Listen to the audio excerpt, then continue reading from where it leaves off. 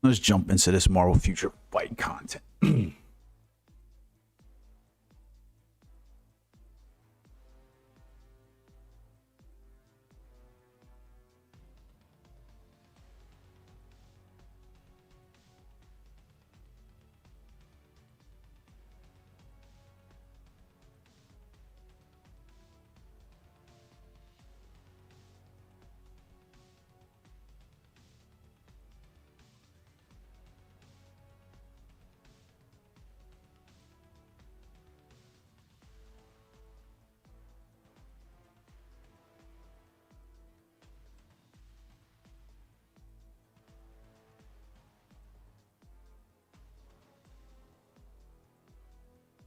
All right, guys, today we're going to jump into some Marvel Future Fight content, but we're also going to, if you guys got questions about Marvel Future Revolution, we're going to jump into that as well. But I promised viewers that I would give you guys some insight onto daily tasks and things that you need to do in order to complete and accelerate at Marvel Future Fight. I think it's pertinent to switch back and forth between both games because they kind of play off each other, so it kind of helps out in the long run. I think it'll help most players who are fans of Marvel Future Revolution to understand some of the aspects of what we have with Marvel Future Revolution and what might come. So for instance, when we talk about the companion system inside Marvel Future Revolution, that system was already in Marvel Future Fight. It was just not monetized in the way that it is inside Marvel Future Revolution. What I mean by that is that if you were to load up any one specific story event or driven event inside Marvel Future Fight, you could come here and you'd automatically notice they have this thing in here called dimension shifters. They also have these ally shifters as well. Basically, as you're playing through the story, you basically have a number of ways in order for a companion to join you, but it wasn't monetized inside Marvel Future Revolution. When these dimension shifters showed up, they basically came with their skills. And what up, Dave? What up, Legacy? You had to quit MFR for MFR. Don't have time for two. I seem to have time for both of them. I play the daily content. I think each of them at this point now takes me about an hour and a half to complete. And I wish I could show you how I play them typically. I have a 49-inch curved ultra wide monitor.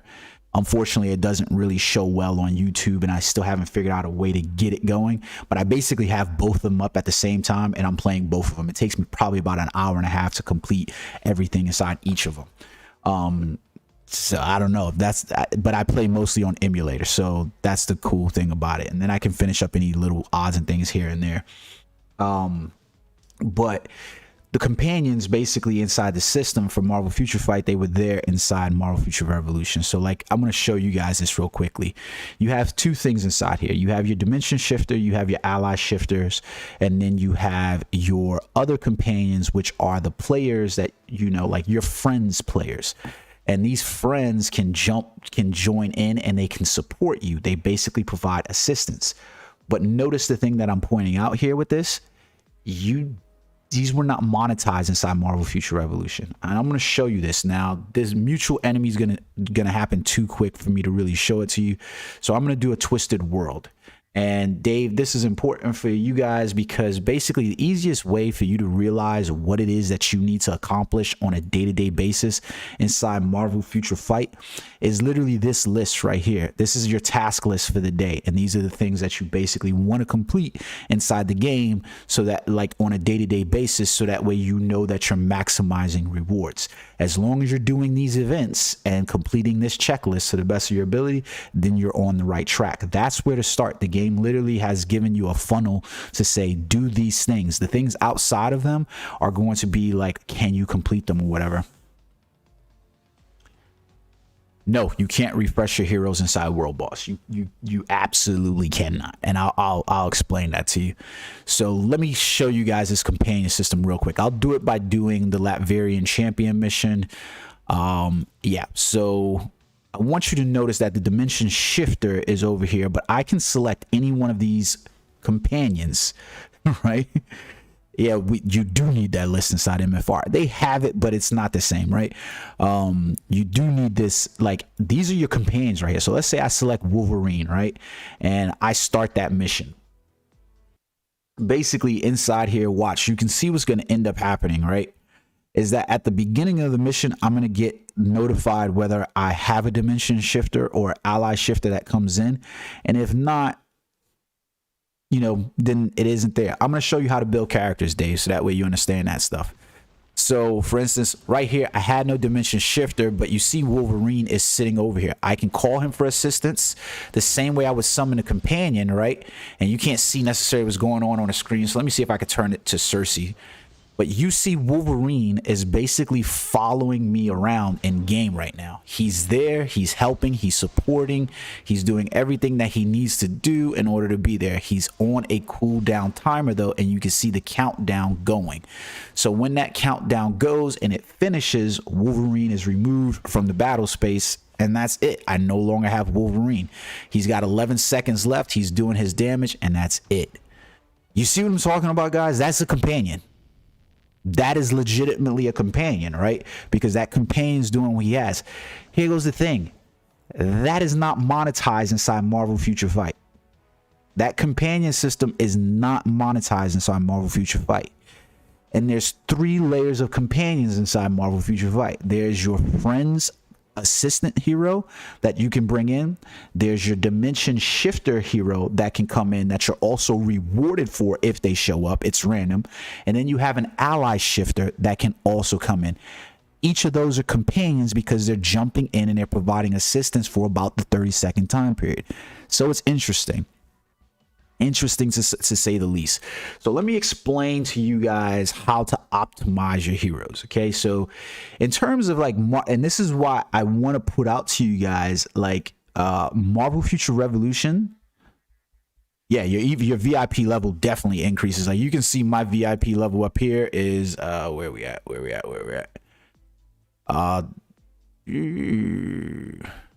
So here we go. So this is the VIP level that I have here. And you can see the increase of team up duration and so forth like that is there, and it'll go up. So it's like, you know, depending on whatever level you are, I don't pay as much money for that. So it's like, it is what it is. Those characters coming in, they'll support you regardless. But you did write to me. I like I said, I'm bad at checking Discord. But so let's talk about heroes, and looking at Marvel Future Fight's heroes and how those characters will level up should give you an indication about what the hero commitment inside Marvel Future Revolution is going to bring. Peep game, right? So watch this. So basically, if I go to team of characters, I basically have a host of characters that I'm going to actually collect. It's a Barbie builder. It's a Barbie collector, right? Nah, they didn't even give you that so you get no rewards for basically your loyalty inside that game.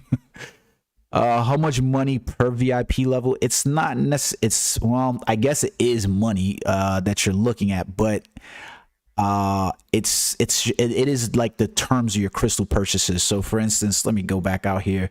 So like if you looked at my VIP level here, I don't want to show you that. Jesus Christ, I shouldn't have showed you that.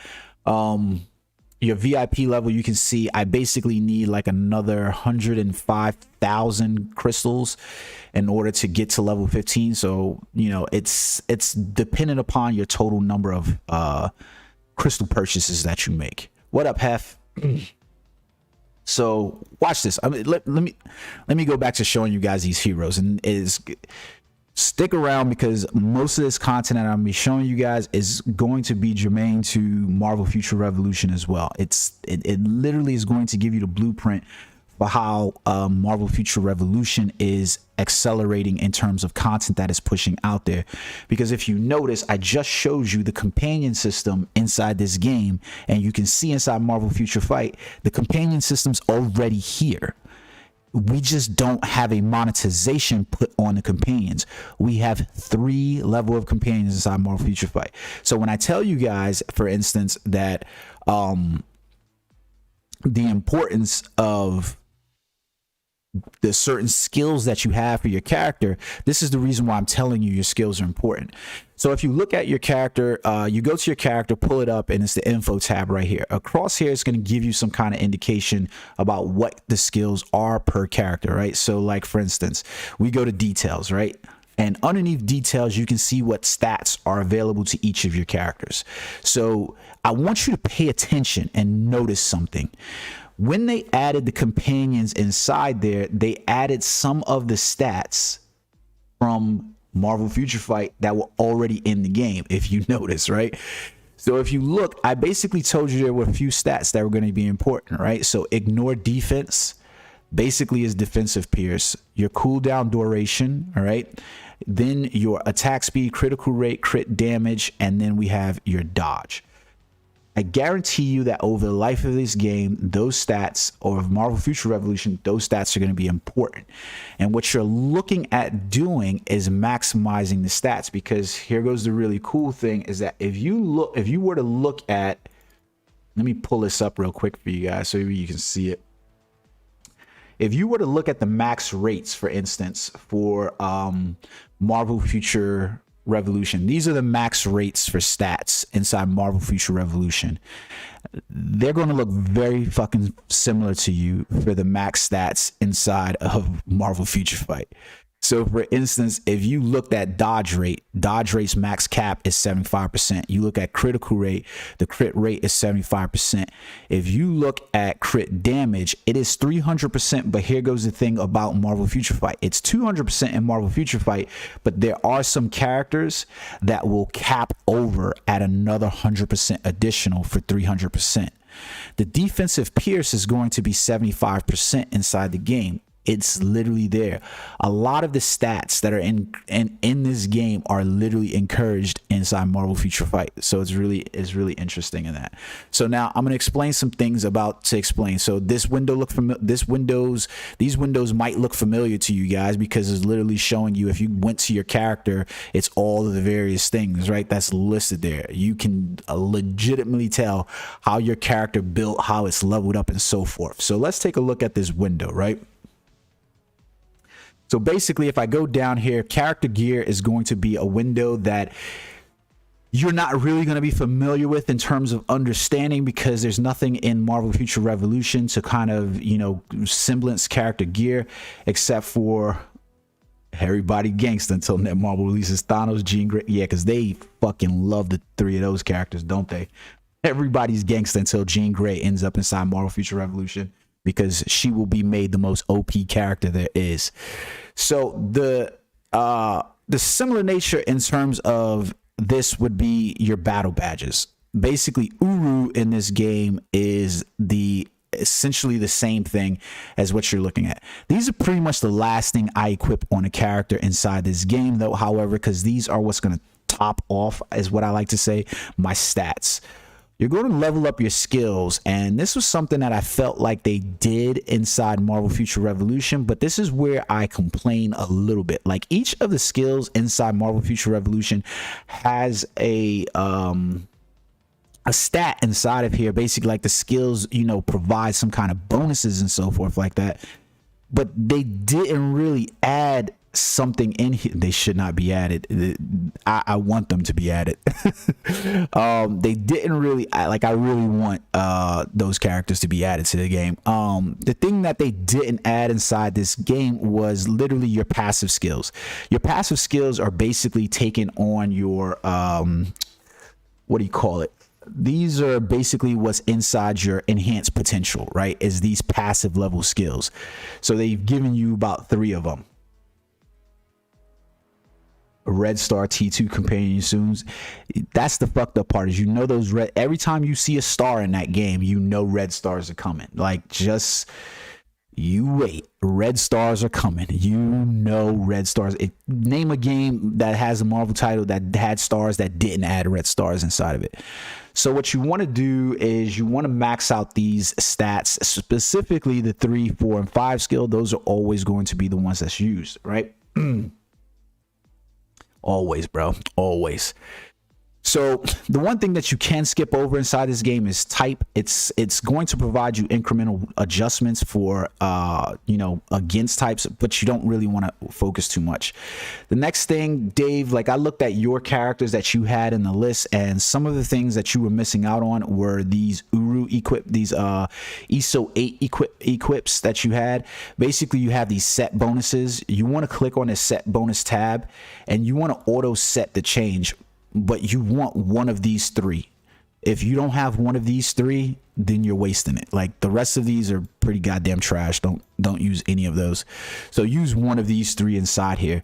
Now, this is something that I'm wondering is if it's ever going to make it some way into Marvel Future Revolution, but we'll see. We'll see.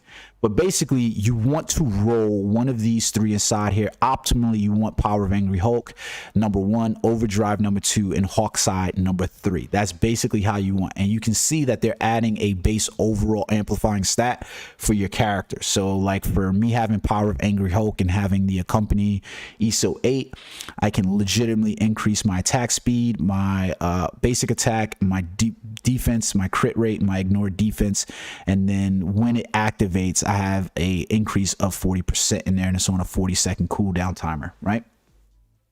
So that's good in that regard, right? The next thing that they recently added was these artifacts.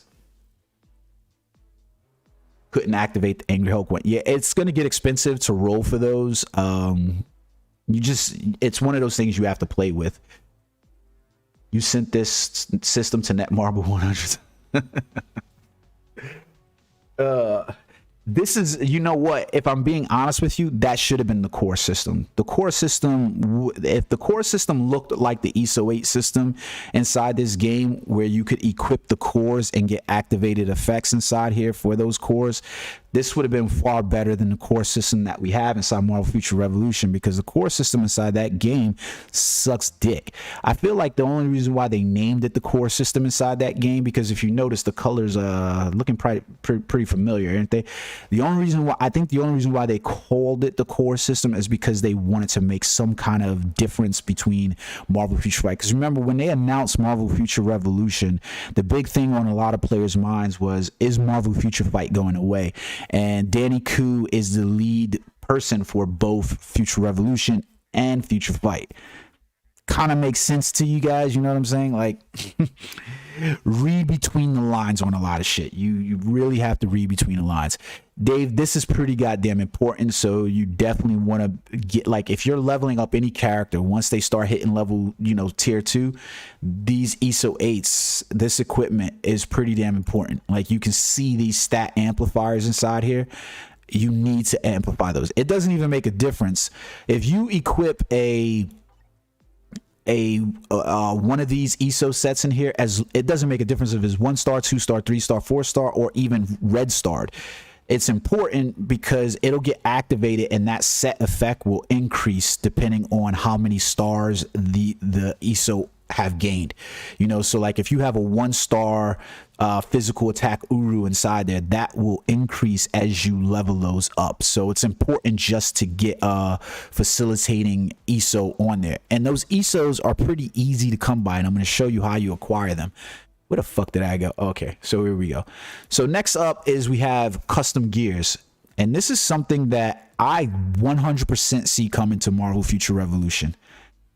You're not going to tell me without a shadow of a doubt that this shit isn't going to come to Marvel Future Revolution. I almost guarantee you that it's going to come to Marvel Future Revolution. And this is these custom gear sets, right? Basically, inside the game, as a free-to-play player, right? Free-to-play player, you have the ability to accumulate these, they're called CTPs, right? So you can get these CTPs, which are the end game, and they come in a variety of them. You have CTPs of authority, CTPs of transcendent, CTPs of rage, greed, insight, destruction, and so forth. And each of them kind of meets out in a different type of play style for the characters, but they basically augment the character with abilities that kind of help fill in gaps for the character. You know what I mean? So like, for instance, they fill in gaps and they also create they trigger off bonuses. So for instance, like this CTP of energy, it's filling in the gap of ignoring dodge. Usually you're proccing these on characters like speed and combat class characters, because I want to make sure that I'm ignoring the dodge of speed or blast type characters inside the game. And then those characters usually deal in a lot of chain hits and increased damage. So how you and what you choose to equip is gonna be like one of those things, right? So like especially the damage proc for one skill, right? Because if you look, and like Dave asked me about this offline, where we were literally talking about how you want a damage proc to show up and stuff like that. These obelisks are what you're going to see more of in the beginning of your playthrough inside the game, is these extreme obelisks, what they called. They're basically the lesser tier of CTPs, and what you're looking for is optimal rolls on these obelisks. So like you can see, some of the ones that have these swords are going to have the damage proc, right? And those procs happen for one skill. The ones that I have locked are ones that I view as good, you know, I could use on characters and so forth like that. To be honest, I don't really have a reason to use these on any of my characters anymore, because I'm kind of veteran level, so I don't really need these. But let me show you what I mean by that. So basically, when you get these, they have a proc. Like this one has an fire damage 36.6. So a character like any of my fire related characters are going to benefit from this. They have an activation rate, and it says basically increase basic damage by 140% for one attack. So the proc system in this game is a little bit weird, because you don't really have the procking system inside of Marvel Future Revolution, though I almost guarantee you this shit is gonna come. Like, mark my word on this stream, I guarantee you within next year that we're gonna probably get some kind of obelisk CTP for characters. I almost guarantee you. So basically what you're looking at is, I want to create chain hit damage on a character, and it's more chain hit is going to give you more chances for this to activate. And then when that procs and it happens, then I'll go into the character for the next attack that has the most major damage of that character. So like it's tier 3 or it's 5 or 4 skill, right? It depends on each individual character. Like I'll give you an example. For Makari, for instance, I have to know what Makari's rotation is. It's really important to know and see the skills. So for instance, I know on her 3rd skill, we can see the damage accumulation skill here. It's a 3rd skill for her. So I'm going to open up with this skill, because that's going to basically, for all damage dealt across the 10 seconds, I'm increasing the damage that I'm dealing on the next big attack, right? So 3, 5, 4 isn't really doing a lot for me. So what I'm looking for, probably, you see this one right here where it says increase basic damage by 100% for one attack, and it's gonna happen for 5 seconds.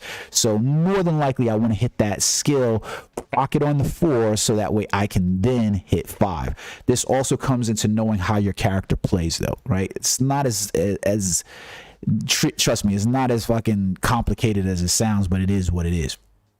Here goes something that's probably never coming to Marvel Future Revolution, and that's uniforms. We have uniforms in the game, right? So, but the way the uniforms play out, I don't really see them ever adding in uniform effects in terms of the way they're adding inside Marvel Future Revolution. Like basically I have to upgrade a uniform. We still have to obviously upgrade uniforms in Marvel Future Revolution to get them from 1 to 6 stars, but we also have this thing called uniform options, right? It's important that we build up these uniform options inside Marvel Future Fight, because this is basically like your nano fusion options on there, right? Like every time that I level up that uniform and get it to, you know, 5 stars or whatever, to the legendary epic rank of it, the mythic rank of it, I get a new stat that's attributed to it, and that stat is based on me having another uniform that's leveled up all the way for there. So for instance, my dodge stat and the number that I get here is based on my superior octopus's uniform and leveling up that uniform. The same for Crescent. Like you can see the HP level here is relatively low compared to my dodge stats and so forth, because I ain't level up this uniform. I don't have any intention to level up that uniform, because that character is trash, so I'm not going to level it up. So overall, when I look at that, that's what I want to do to build out a character first and foremost, and then I use these urus that's here in order to augment the character in this finality, meaning like anything where the character's kind of falling short inside of his details, I want to then equip Uru here so that way I can, you know, mitigate it. Like energy attack, me putting the physical attack ones is good, but then me putting physical attack critical rate, like I equipped her with what we call Odin's blessings inside this game, inside Marvel Future Fight, because she's just that goddamn good. She's a god in this game right now. She's like god tier, ultimate all the way, which was surprising, I think, to a lot of players. If you know, then you know, but she is god tier in this game. Now there's a bit here where you do have to have some semblance of understanding about how a character works, meaning when I look at the skills, you do have to be smart enough to understand how a character works. This is one of the major problems that we're currently facing inside Marvel Future Revolution, right? Is that characters inside this game have multiple effects to make up for iframes. Right now, you have characters like Black Widow, Iron Man, and Spider-Man who have iframes on skills that they use, and they can maximize those. Meanwhile, characters like I was going to say Black America, Captain America, Doctor Strange, and even Star-Lord don't have these iframes on the skills.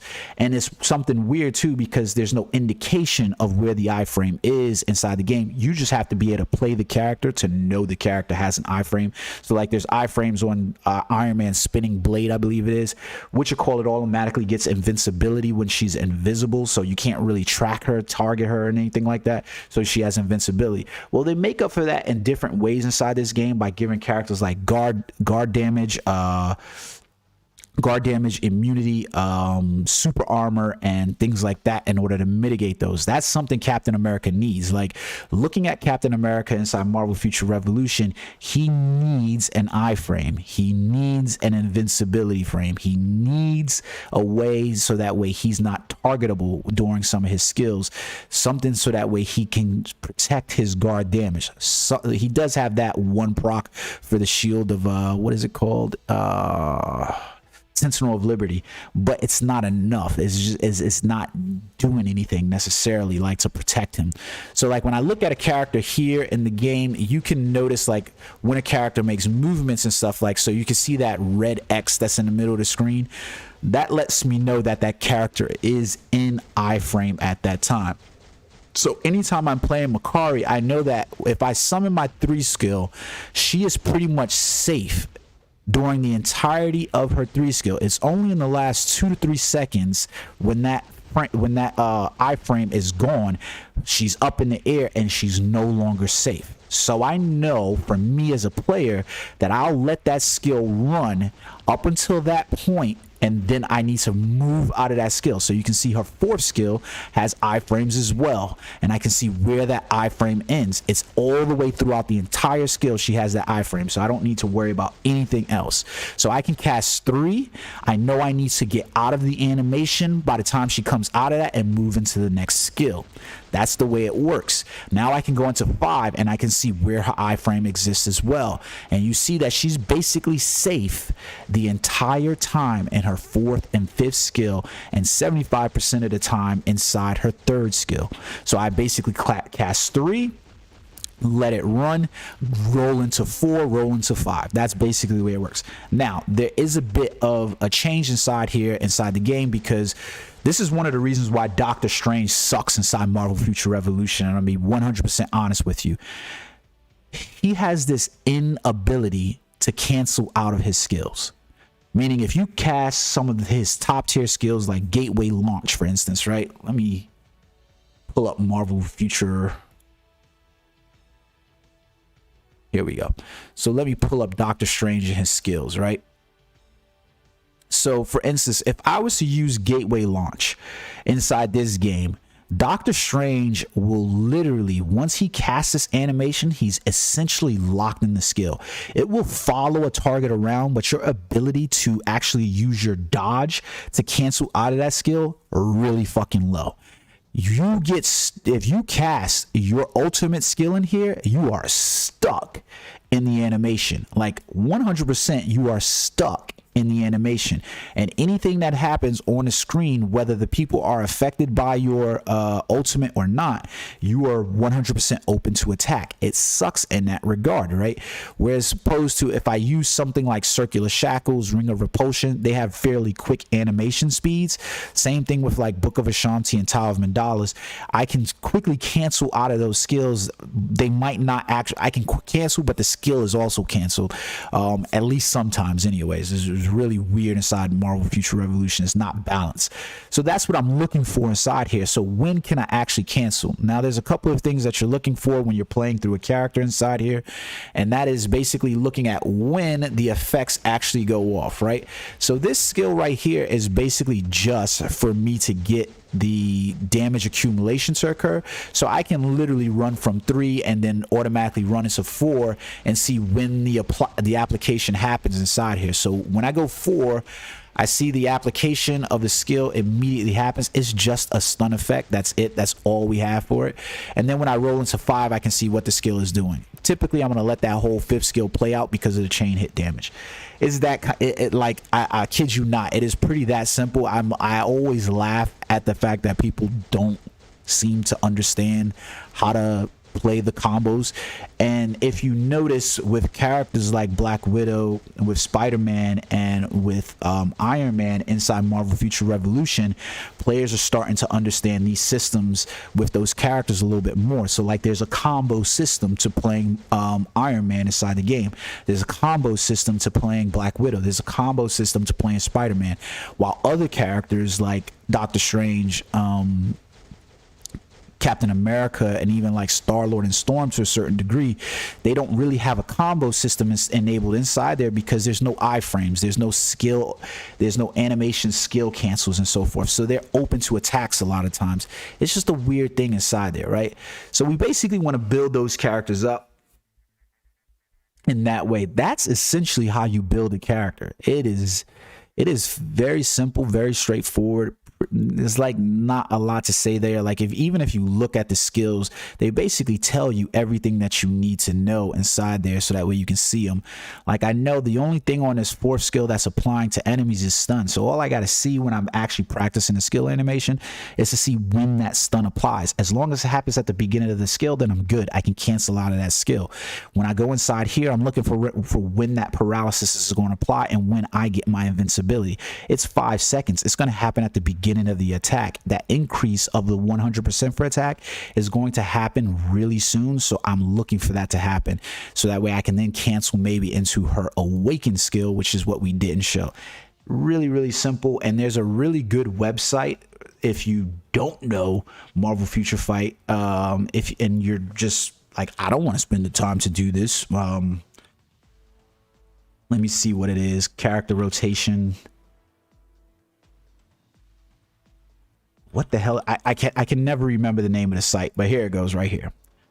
So if you're playing Marvel Future Fight and you really don't know what the proc rotations are, how to play a character, here it is. This website, 21000dollar.com/rotations, and every character with every uniform is accounted for inside the game, and you can literally go here and see, you know, what skills you actually need to hit and when you want to hit them. So like for instance, on Angel's classic uniform, you're going to use the 3rd skill first, make sure you get hit, then cancel into 5, hit 4, and then hit 2. Meanwhile, like a character that I like to play, let's say, where is he at? No, so let's go into, let me show you what's her face, since I was just showing you her anyway. So let's look at Makari.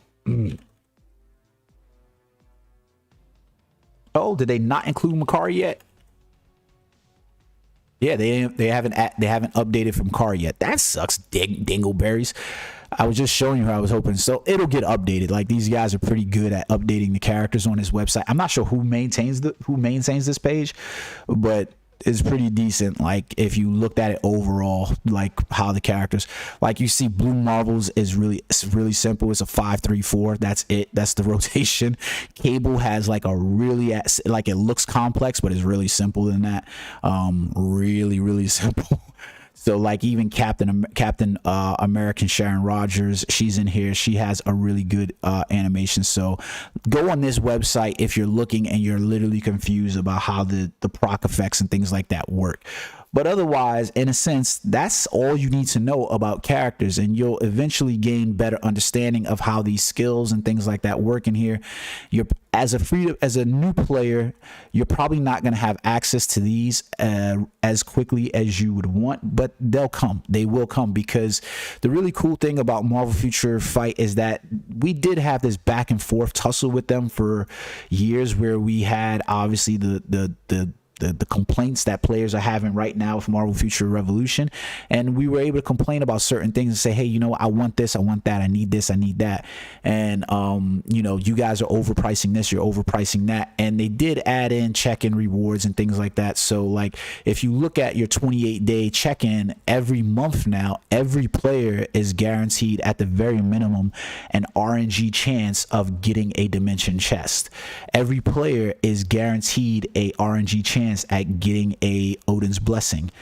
Every player is guaranteed a chance at getting a 6-star custom gear, and these are essential. You see them right here, a 6-star ESO 8 Awaken, and these are essential to the way characters are played, like, you know, so they're guaranteed that you're going to at least get those every 28 days.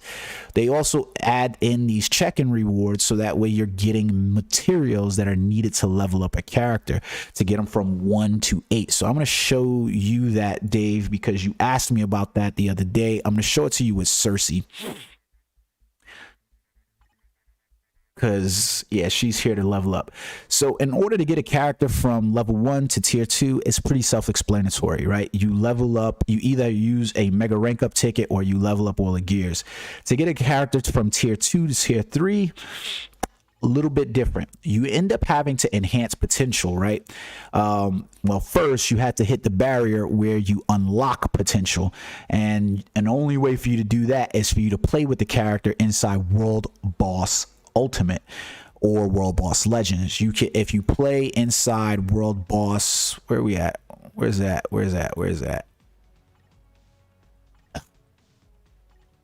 So if you go inside World Boss, for instance, right? Now I'll run a World Boss for you guys. Let's see who I got for World Boss today. Cool, I got Cable. So if I go inside World Boss, right, I can basically equip this character on a team. So basically, in order for that character's enhanced potential to be increased, I have to equip that character on the team inside World Boss Ultimate, right? So you can see potential right here. I don't have any characters that need to realize their potential, so I'm not worried about that. But I basically need to have that character on a team here. If I'm playing World Boss Legend, however, I can have that character equipped on the team, or I can have them equipped on the ally team. Notice, guys, that once again, we have allies here, which are what? Companions, and they're from the characters that I own already. So literally they can come in and help me with the mission, and their skills literally proc. And guess what?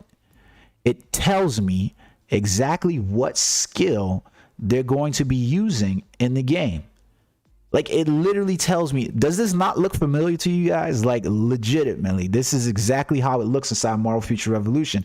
This is why I have the bit of complaints that I have, is because essentially what they're doing right now inside Marvel Future Revolution is they're taking certain skills and things, certain design elements inside from Marvel Future Fight, and they're basically bringing them over to Marvel Future Revolution, and we're getting monetized for them. That's essentially what's happening. We're getting monetized for them.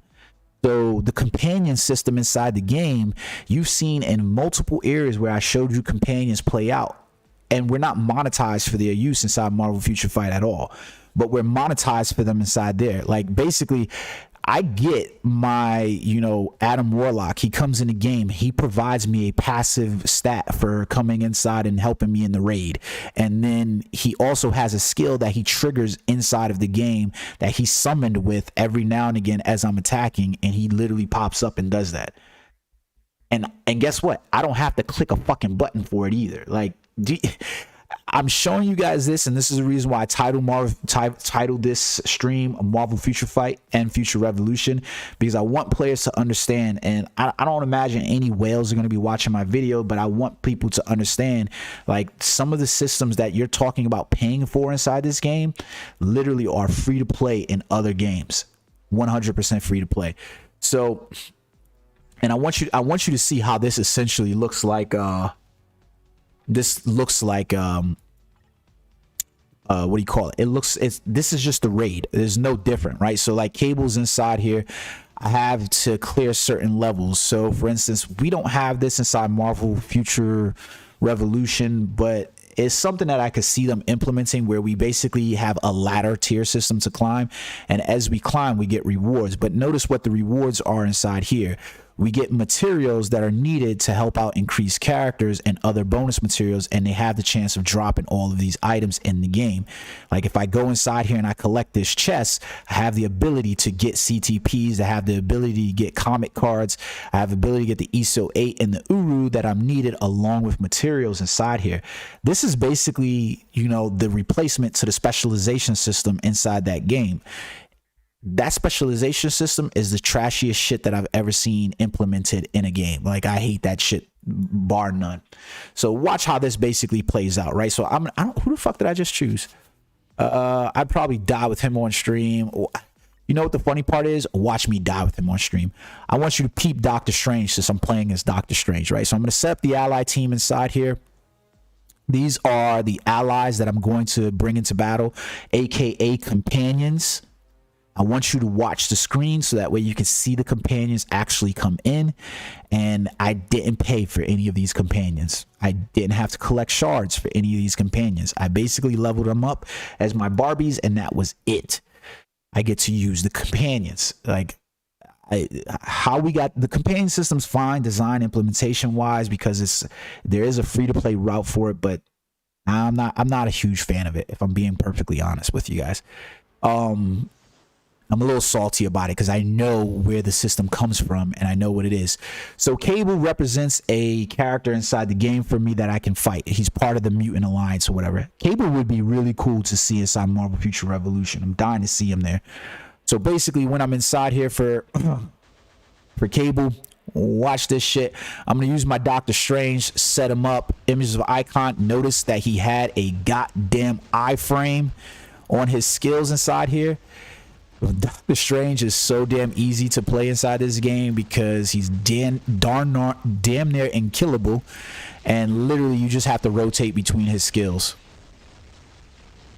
Now, it's probably hard for you to see my characters actually showing up on screen and tagging Cable inside here, but they are. He's casting this weird Eye of the Gazing Sun at me. It's fucking weird. But I want you to notice how in all of Doctor Strange's skills, he basically has an iframe. And it's important because he has such long skill animations inside there. I would have preferred his tier 3 skill looked how this tier 3 looked in the game. I thought it would have been badass to have images of icon show up like that. It was just been boss ass. Cable as a companion would be great. Cable as a playable character would have been fire as fuck. Could you imagine them doing an update and announcing an update to us where they say, hey guys, we've got Cable and Deadpool coming next month? Could you imagine the hype train that would revolve around that duo coming to the game? Holy shit. People would go bonkers. It would drive all kinds of sales. It would be nuts. And so at the end of the raid, you basically see I collect some items inside. So I want to point this out to you guys, right? I collect these items, and these are basically the same effect as specialization is, right? These items go towards helping me to level up multitudes of characters across the space, their materials. Here goes the difference inside that, right? When I go to a character, I'm gonna actually show you this shit even though I don't want to. When I go to a character inside this game, right? So let's say who I'm gonna do, you know, I'll just do Cersei, right? So I have to level up Cersei's gear all the way to 25, right? I have an RNG for the amount of resources that will be used, but I don't have a fucking an RNG for the fact that it's going to be successful. So meaning I go inside here and I want to increase. Oh, she doesn't reach that level yet. Ugh, that sucks. That sucks, Dingleberries. Okay, she doesn't reach the level yet, so I have to do it for another character because I don't want to spend the shards on her. That's why I said I didn't want to do it for her. Who can we do in here that I actually give a fuck about? Spider-Man. I don't have his gears up. Shit, I didn't have Spider-Man's gears up. All right, because I'm imagining he's gonna get a costume when his movie comes out. But basically inside here now, I want to level this up and I'm going to relay enhance it. I don't want to go all the way max check because I'm low on those resources, but you can basically see those are the resources. So think about specializations, right? This is basically convergium particles. When I go to upgrade inside here, it's not a matter if it's going to fail. It doesn't tell me I accumulated these resources and then I get the option of failing this shit, right? That's not what the fuck happens.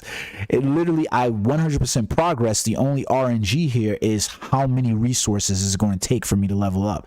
Can be annoying, cannot be annoying, but you know, it is what it is. It's one layer of RNG. It's not 2-3 layers deep of RNG, and people need to understand that part of the design of Marvel Future Revolution is that when I go inside Marvel Future Revolution, where are we at?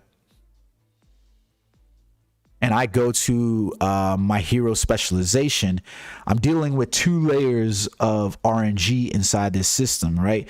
I'm dealing with the RNG of acquiring these resources, right? In terms of what's going on, but then I'm dealing with the success rate fail on all of these. I can pass or fail in my RNG for these by default.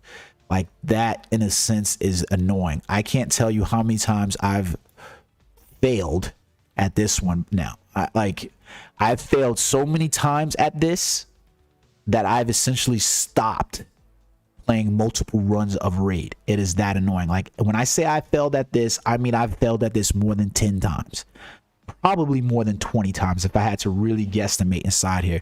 So I stopped doing it inside here where I would do multiple runs and use my crystals for those runs. I just stopped. It wasn't beneficial to me at that point.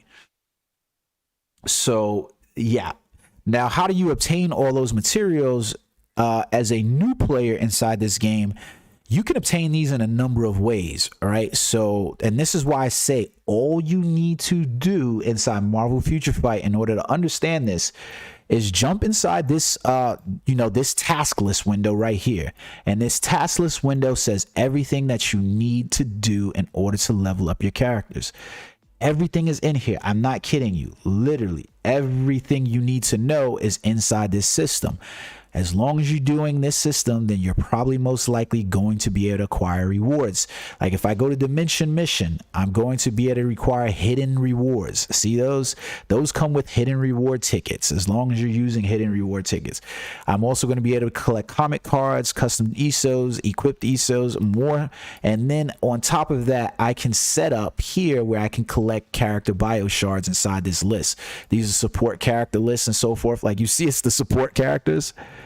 It's the support characters. It's companions. I'm talking about companions are all over Marvel Future Fight. And you know what? We hadn't had to pay for a fucking single companion system in this game. It's just odd to me that inside Marvel Future Revolution, if you look inside here, that we basically essentially have to pay for these characters. I'm trying to come up with a list for Marvel Future Revolution for you guys, by the way, because I started trying to play around with the companion system inside here. And, yo, just a heads up for you guys, heads up, Vision is badass. That dude's balling. I've played with people who have Vision as a companion. I don't know if this is written correctly or what, but it says it decreases the damage received by 13 seconds for 10%. And for some odd reason, I don't think that that's what it's doing. Like it seems like it's decreasing their defense on the enemy more than it seems like it's decreasing the damage you're receiving. I'm not sure what it is, but basically the attack, the people are summoning Vision inside Dark Zone and raids, and once he's summoned, literally melting the shit out of characters. Like, I don't know how to explain it, but I'm not sure if they wrote this right or there's some translation issue here. There's also an update that they did this last night to fix the companions. So one of the main complaints that was going around about the companions is basically they acted as a new skill effect inside there. And the fucking worst part about it was that we had to pay our stamina points in order to summon them. So what they did now was they changed the stamina so that way it's just one stamina in order to summon them, because there was a broken part of the system. It was really funny. You could basically use all your stamina and then summon the character, and even if you didn't have the stamina required, they would summon. So their fix to this was they were just gonna reduce the stamina to one. Tell me the devs don't play their game and I'll show you how. I can show it to you without saying it. Like, they didn't understand that when they implemented the system. Again, like I said, good design, bad implementation. Probably bad implementation because they don't play the fucking game. They're just introducing systems and operating independently of each other. So one of the things that you want to do inside this game, most assuredly, is this is a mission that you want to run every day, and you definitely want to come over to the shop over here in order to grab some items. So all in all, you can see how this game, there's not a lot inside here in terms of trying to figure some shit out. I can get that the menu system inside here it's pretty complex. What up, Tay? I can get that the menu system inside here is pretty complex because you have to understand where Marvel Future Fight is compared to where Marvel Future Revolution is. Marvel Future Fight is 6 years into development and playing. That's a lot of content that they've developed over time inside this game. Like, you really are looking at, there is a lot that's inside Marvel Future Fight that's not inside Marvel Future Revolution, but I can certainly see it coming. Like, for instance, we have the ability to craft inside Marvel Future Fight. They reduced the stamina cost of the companion to just one. So you it's a free summon now, which is what it should have been in the first place. You can see that we're basically allowed to craft all of the components that we need, the upgrade components and stuff like that we need. We're allowed to craft all of that shit, right? We're allowed to craft upgrade chips and tech tickets, the end items like comic cards and stuff like that. Like, let me watch this. So like, comic cards are inside this game, right? And I can't necessarily craft, premium comic cards. You're not going to be able to craft premium comic cards, bro. But I can craft cards that go into helping out level up my character inside here. And all I do is pay these goddamn Imcron crystals, or Phoenix feathers rather, for that. It was a good thing that they reduced the stamina costs of the companions, because realistically, the fact that I had to suffer from using the companion basically made it, none of the companions necessarily have a great enough stat or skill effect that you absolutely have to summon a companion. So it takes away from players having to use the companions. If I got to pay my stamina costs and now I can't use my skills, they don't even last in the game that long when you're using them. 15 seconds to pay 40, 50, 50 stamina to have to use them just doesn't make any sense. So you can see I hit the jackpot here with a card that, it doesn't really make a difference to me. But you do have the ability also to get premium cards as well inside the game. So like, you can see, here goes the Dimension Shop. Every month pretty much they offer this season pass, and you can see the season pass in this game is pretty much become standard. It includes all the upgraded materials and so forth. I almost guarantee you that Marvel Future Revolution will come with another an additional future pass level inside the game. So you can see, like, it's the basic level, legendary level, and then mythic level. I almost guarantee you that they're going to come. This was something cool that they added, where they added this mega uniform upgrade ticket for the legendary inside here. For players that play Marvel Future Fight, this is a way to get a uniform from basic to mythic in no time. So it was a good reward, and it was nice that they changed that. All right, so what else I want to show you guys inside this game? There's quite a bit inside here.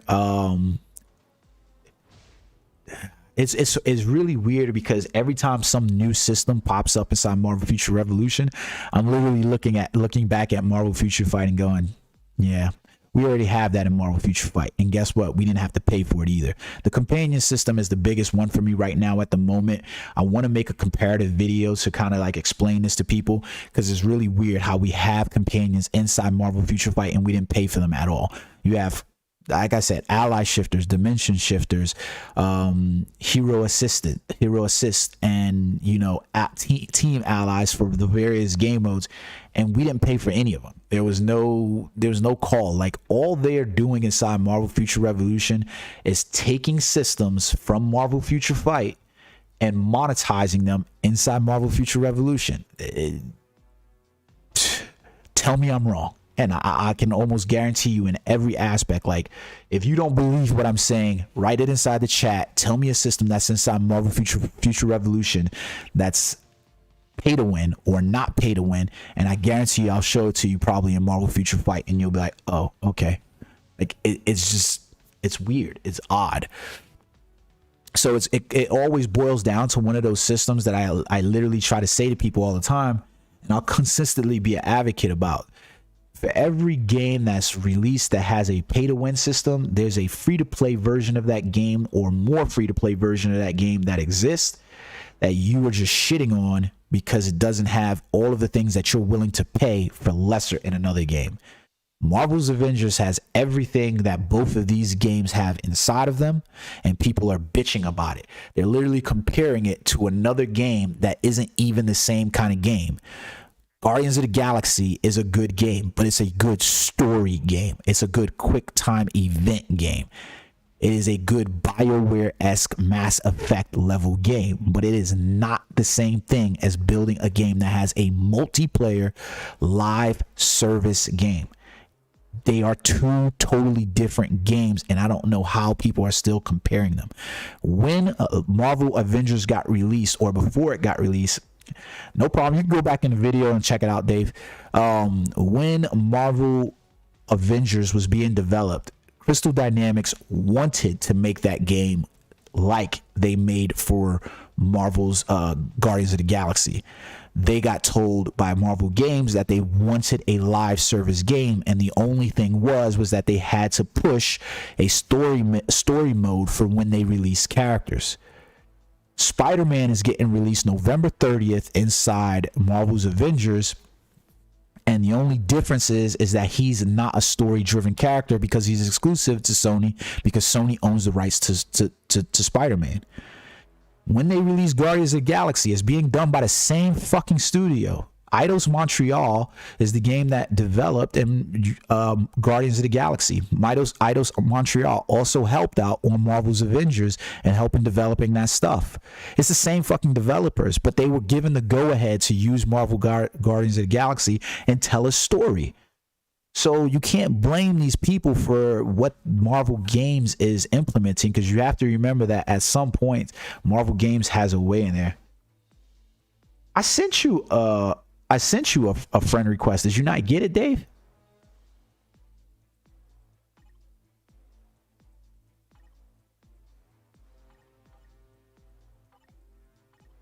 My name's not Lords of Gaming inside this one, so if you didn't see it, let me see. I'm gonna delete. I thought you accepted it. Hold on one second. Let me see.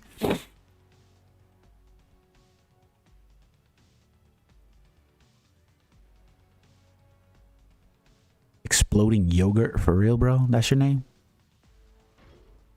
All right, Dave. Type in the chat what your player name is.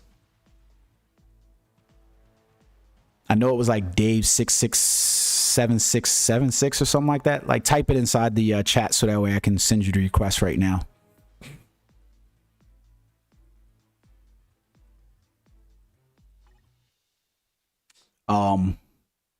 So yeah, so it's really weird when you look at that game. Oh shit, my world event is ready. This is a system that I would really like to see come inside Marvel.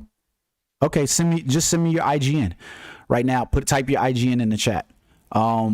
This is something I would really like to see come inside Marvel Future Revolution. A method for us to actually play as other characters and be able to test them out. That would be really cool to see that.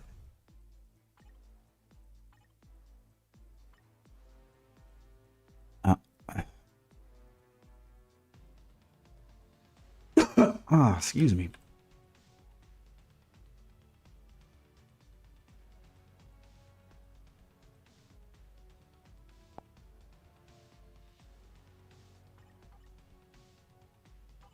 You must have too many friends, Dave. You're gonna have to delete some of your friends. Let me know when you finish deleting a friend or something like that, and then I'll send you a request. But it says I can't send you a friend request for some reason.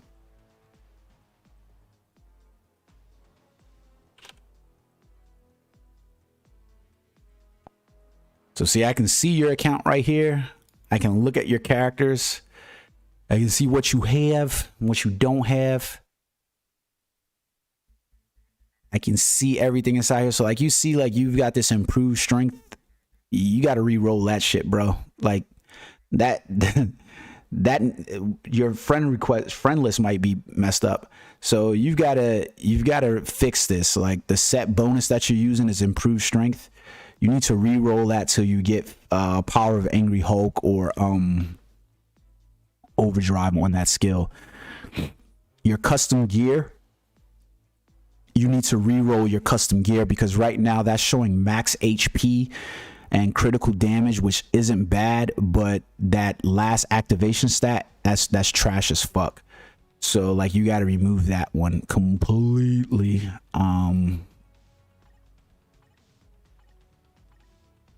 Yeah, these Urus right here too, they're not doing anything for you. So like if I look at this Uru right here and you see it has energy defense down there, that's a wasted Uru. Energy defense, and then like this one's good. Physical attack and dodge, that's good. But anything that says energy defense or physical defense, those are trash on the bottom. It either needs to be dodge, HP, critical rate, or critical damage on the bottom. Let's see, what else are you peeping with these? HP, critical, dodge, cool. Okay, so the rest of that is good. Yeah, so you need to get these ESO points fixed, set bonuses fixed, because those are trash. I would work on these two characters the most out of all of those. Let me go back in here then and add you as a friend.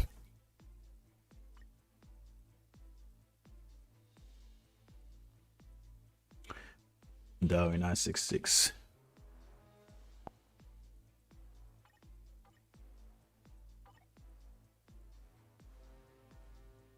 Yeah, I know. I'm letting you know what are and what aren't.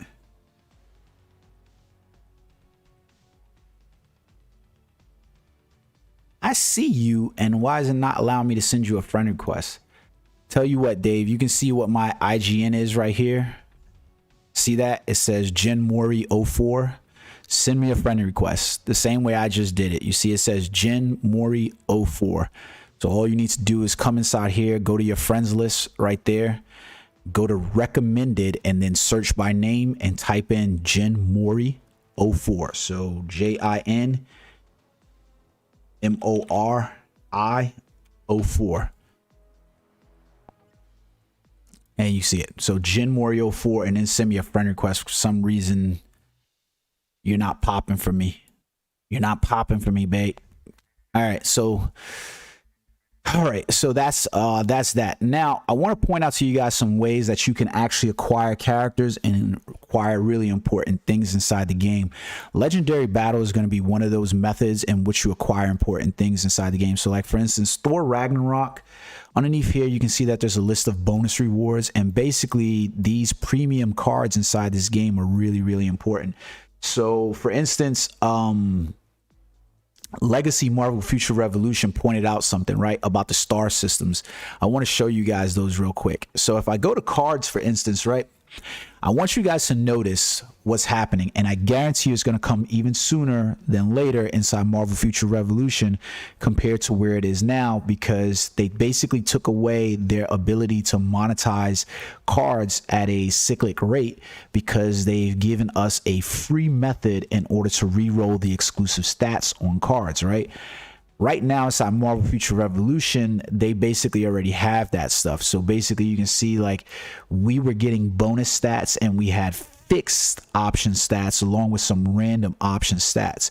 We had asked for over 2-3 years the ability to re-roll random option stats. That's all we wanted as players, right? Was the ability inside Marvel Future Fight to be able to re-roll these, because basically we were inside the game and you would have to do complete re-rolls of this, and you would end up with some shitty variation of those, because it would be like, you know, okay, I get this and this or whatever, but it wasn't the stuff that you wanted. Well, their response to that was literally to give us the star effects on cards, right? So basically now you basically have to combine cards and then you can re-roll or roll for these stars. So I'll show you to you, matter of fact, I don't have, wow. Let me see what I own inside here.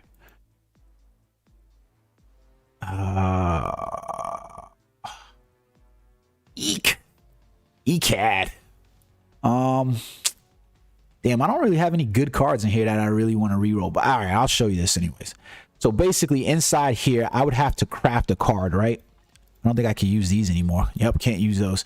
So in order to do this, I would have to craft a card, right? And what I'm basically looking at having to do is I have to have another premium card, right? I have to have another premium card. So get that this is coming to Marvel Future Revolution, right? I have to have another premium card in order to craft that card and get a premium stat on that card. You guys tracking on that? This is going to come to Marvel Future Revolution. Make no doubt about it. I don't want to use that card. So in order to get that stat over here, I have to have another premium card. So watch this. I use this card and literally I have to use do I not have these? I thought I had enough of these craftings inside here. Maybe I don't. Ooh, so sucky. But I have to have another premium card basically in order to use those cards. Oh, wait, they added the boost system now inside here. So now I can craft this card. This is good. Okay, I didn't know they added this. So now I can craft a premium card and get an additional stat on that card. So you can see now we have crowd control time. That's a pretty shitty stat. I don't really need that stat on a card. And now I have 1 star on it. It's a blue star. And the blue star basically gives me a different modifier on there. So if I go to my premium cards inside here, you'll be able to see blue stats will give me pierce damage. So this is the equivalent inside Marvel Future Revolution of getting defensive pierce on a card, or they will give me a concentration increase stat on my card. And this is a little bit different because I don't think we have a way to show you that. But your concentration is basically like almost like accuracy, I believe it was inside the game. Nobody's really fiending for any of your concentration stats inside here. And you can see what your card effects are given, right? Because this is the reason why I feel like they didn't make the card effects affect the game overall and put them in their proper place, which would have been squad. Because I would have obviously been able to cap out on so many other stats had I been getting all these bonuses effects from these, right? Now the way that you do it inside that game is you just get the set effect. It doesn't really make a difference to you though, right? So that's one of those things. So it's really, really weird. So concentration increase and additional pierce damage. These stats affect my entirety of my entire squad. So make no doubt that now with the ability to reroll your exclusive stat, this star system or a system similar to this is probably going to come to Marvel Future Revolution within the year. 100%. I guarantee it, because at the rate right now, they have no way to monetize cards. You guys do understand that. Inside Marvel Future Revolution now, let me pull this back up. Oh, wait, you sent it? Let me check your, let's see your sents. Where's your friends? Where's my friends? There you go. All right, Dave, you've been added. So inside this game right now for Marvel Future Revolution, I want you guys to understand this. I already did a video about the transmutation, but I really, really want you guys to understand. Oh, cool. Got that login reward. Yay. Card draw ticket. So when you go inside the shop now, right, and you literally go to your draw, your Omega cards, the only reason that you had to produce more Omega cards inside of here was literally Yeah, it takes that sometimes, Dave. It literally does. Sometimes it's just that luck. If you look at this, the only reason why you have to reacquire cards, you don't have a reason to reacquire any of the special cards anymore. Like, understand that, right? There's no reason as a player for you to reacquire these cards. You basically have the ability to just get those cards and re-roll those exclusive stats, and so long as you have a good stat, you don't have a reason to recollect cards in here. They're going to have to continue a way in order to monetize these cards, because introducing one card every 3 months isn't going to lend towards heavy monetization efforts unless they shadow nerf the drop rates inside here. That's not gonna, it's not gonna help, especially when they've already put a bit in here where they're increasing the draw chances on special cards. It's not really gonna help. So like this is something that they're gonna have to do. They're just it's going to come that they're going to have to add another method of monetizing the cards. So you have to see it in that regard. It's coming, and it's just a matter of when.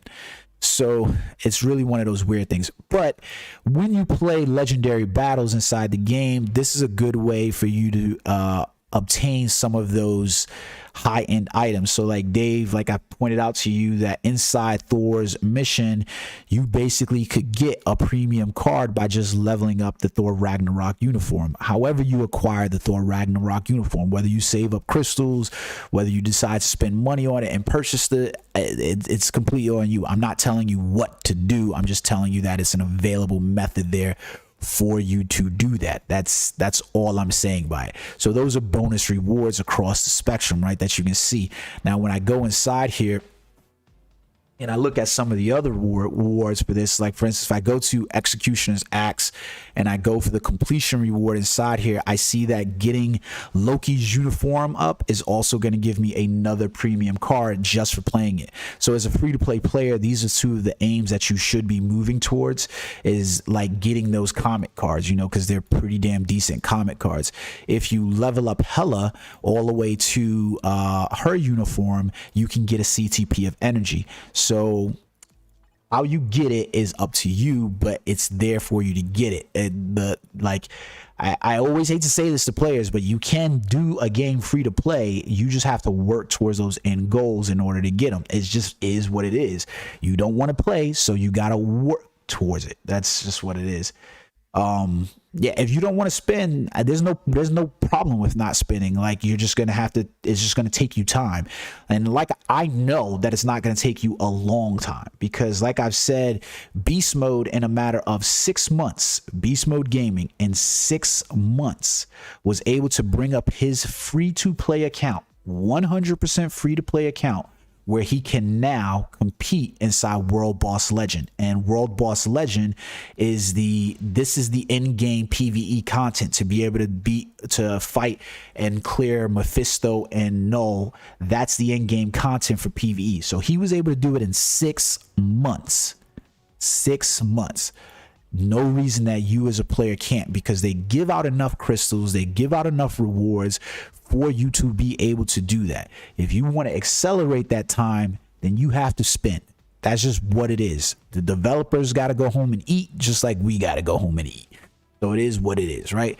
Other ways that you can receive some of these items clearly is by playing World Boss Ultimate and World Boss Legend. They're really good methods of receiving those things. The only thing that you're typically really locked out of inside this game is some characters. Like, there are characters inside the game that I can't lie to you as a player and tell you that you're going to be able to receive every character, because going inside the store, when you look at like certain characters like Emma Frost, Sabretooth, Iceman, Blue Dragon, even Mystique, some of those characters are locked behind paywalls or crystal walls. Most of these characters are locked behind crystal walls, but there are characters inside the game that are locked behind paywalls as well, making it very difficult for you to receive them. So for instance, Makari is a god of the game right now, and you can receive Makari by paying 4,400 crystals. So she's a paywall character in the epic quest. That's going to be the next thing I'm going to show you inside the game. So I can obtain these, but it's weird because I am going to be admitting to you that it's hard to obtain some of these. Like, so you have exclusive characters, like these are exclusive X-Men characters. Magic is an exclusive X-Men character inside this game, and you basically have to pay $10 in order to receive those X gene biometrics, so that way you can unlock her. You also have some characters inside the normal play, like why they put this dude Winwu as a exclusive character, I don't know, because he sucks dick. Icarus, for instance, he's not a paywall anymore, but because you can actually obtain Icarus bios for free now, and it's pretty cool. So like you can actually get Icarus bios for free. Hyperion, for instance, is a character a lot of people like, but he is a paywall character. Like, he's literally locked behind a paywall. To be honest with you, a lot of these paywall characters aren't even that great. Like, of these paywall characters, I say characters that you absolutely need, you don't even need Icarus. He's not that great. Who's good inside here? Like, if I had to look at this complete list right now, other than Nick Fury, Luna Snow, and Enchantress, I wouldn't say any of the other characters are worth paying for at this point, like from where I'm at. Yeah, I'll read the DMs. So no, so you don't need those, right? The next way that they've implemented in this game, and this is something that I would have loved to see them do inside Marvel Future Revolution, but they didn't do, and that is the introduction and how they introduce some characters into the game. So for instance, I'm gonna pull up the one that I like the most. You should be playing and working towards this character, for instance. So for instance, as you completed these characters, Sentry, and you started the Epic Quest journey, you choose whatever epic quest you want to, but I think this is going to be the most beneficial one for you in terms of working towards a tier 3 character, and that is Sentry. So as you complete the story progression, you can see that for every epic quest, they're going to have a crystal wall and a paywall option for it, and by the end of that epic quest event, you will receive that character at tier 2 or tier 3. For Sentry, it was tier 3. So you basically complete all of the requirements inside of here, which was pretty much just playing through other modes and stories and stuff like that. So clear dimension mission, use 50 energy, so forth. You should be working on this in tandem with playing things. Epic Quest is definitely one of those things that you want to play. You really want to play that. So for instance, the new epic quest that they had, this is a completely new one that they did for the Eternals, and basically you get to choose the story of which Eternal you wanted to play through. And basically you had either Makari, where you could have hers. I completed hers already. You had Cersei, I'm working on hers right now, and you had Icarus's. So for Makari, you had to level her up as you normally would a character. But if you chose Cersei or Icarus, it basically took you from, giving you the character to unlocking the character at T3 or Awakened. So those were really good. So you definitely want to choose those. If you have the 4,400 crystals, go for Makari, because she is 100% demi-god. And like I said, they also added in ways for you to now get Icarus for free, because he's listed here inside her normal her shifter rewards for her mission. To have that mission though, you do need to unlock the paywall purchase. I don't know that there's too few meta ones, to be honest with you.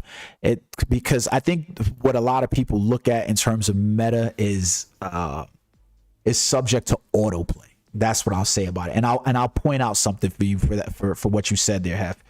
So, and you'll notice Icarus is also available here as a dimension shifter inside the Deviant Diversion. So you can actually get Icarus for free inside the game. So it's pretty cool. So like, okay, so those are basically the methods in which you want to play the game, right? All you have to do, legitimately, I know it might seem confusing, but complete all of this stuff, and literally all you have to do is press enter, and most of that stuff is here. Complete the stuff that's there.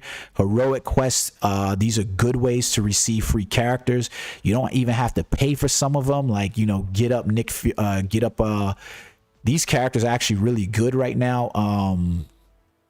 The Defenders characters, all these. And if you wanted to pay for any of the characters and they just require crystal costs, like I would suggest hunting down my girl White Fox, because she is beyond bonkers. So this is a good free to play or crystal wall play method of collecting a character and getting her. I would 100% save up 750 crystals to automatically get her. Maybe not, definitely not Arachnite, but Wave and these two, those are good $750 crystal purchases for you to make behind crystal walls.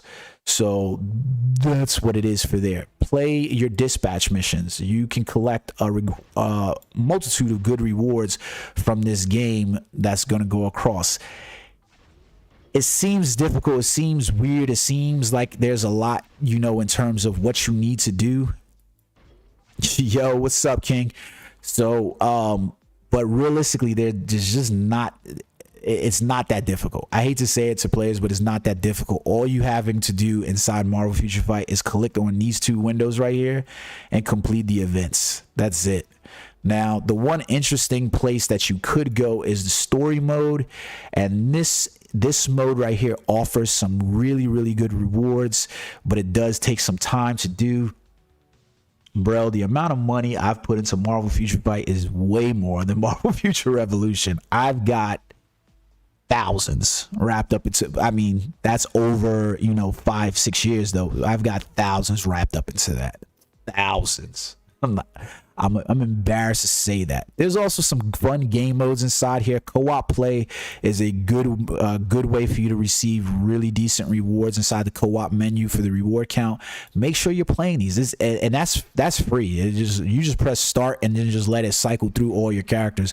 And it's not even that difficult to mode. You just have to have enough characters to actually field it. Most of the people characters will clap on the characters anyway. World Boss Invasion, for the supplies, you can open up these supplies that you collect and get biometrics for characters inside here. Like it's gold rewards and Northstone. The game is really rewarding. So like it's weird. Stage 9-1 will wreck you. Like in dispatch mission, once you get to stage 9-1, it will wreck you. Like 9 is where it just, I don't know why it amplifies so much at that point, but yeah, trust me, if I show you my dispatch mission, for instance, I completed 9, but you can see I only completed I've only completed 4 of the 15 requirements, mostly because I just haven't gone back to play it, but I've only completed it there. You spent $500 on Marvel Future Fight? I'm a nut, bro. I've spent $500 in couple of months inside Marvel Future Fight. Now let's talk about those things where you talk about meta characters and so forth like that. I want to show you guys top tier characters, right? So let's do this window. It's easier to see.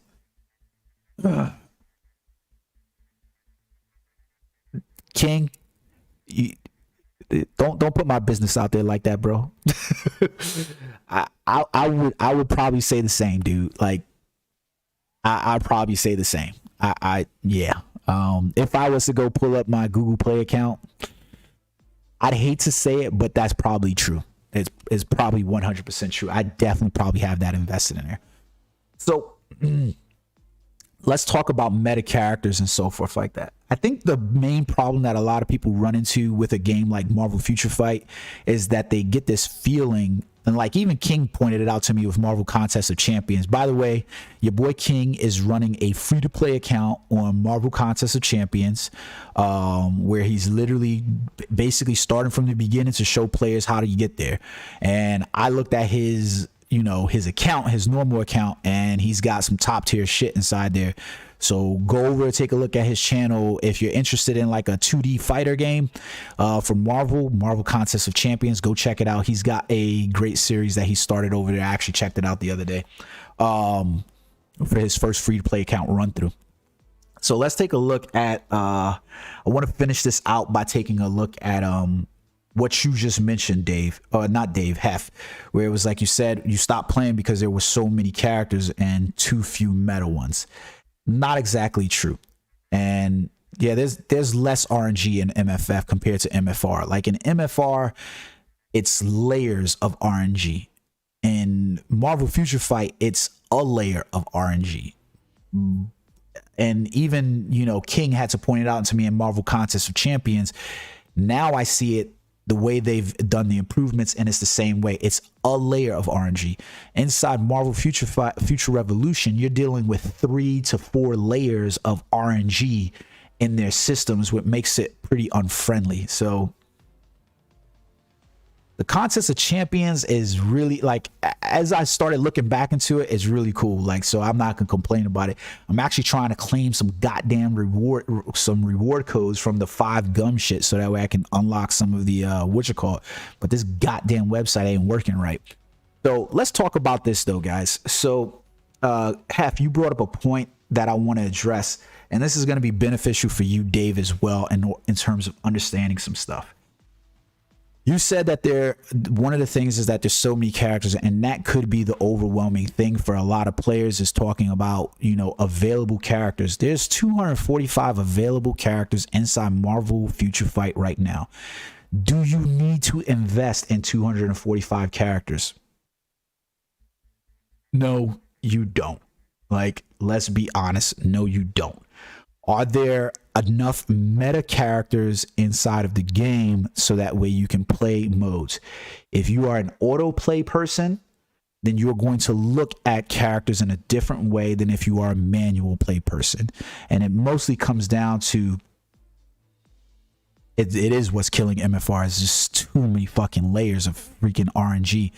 Like, I was just showing everybody in here the companion system inside this game. Like, the companion system is free in Marvel Future Fight.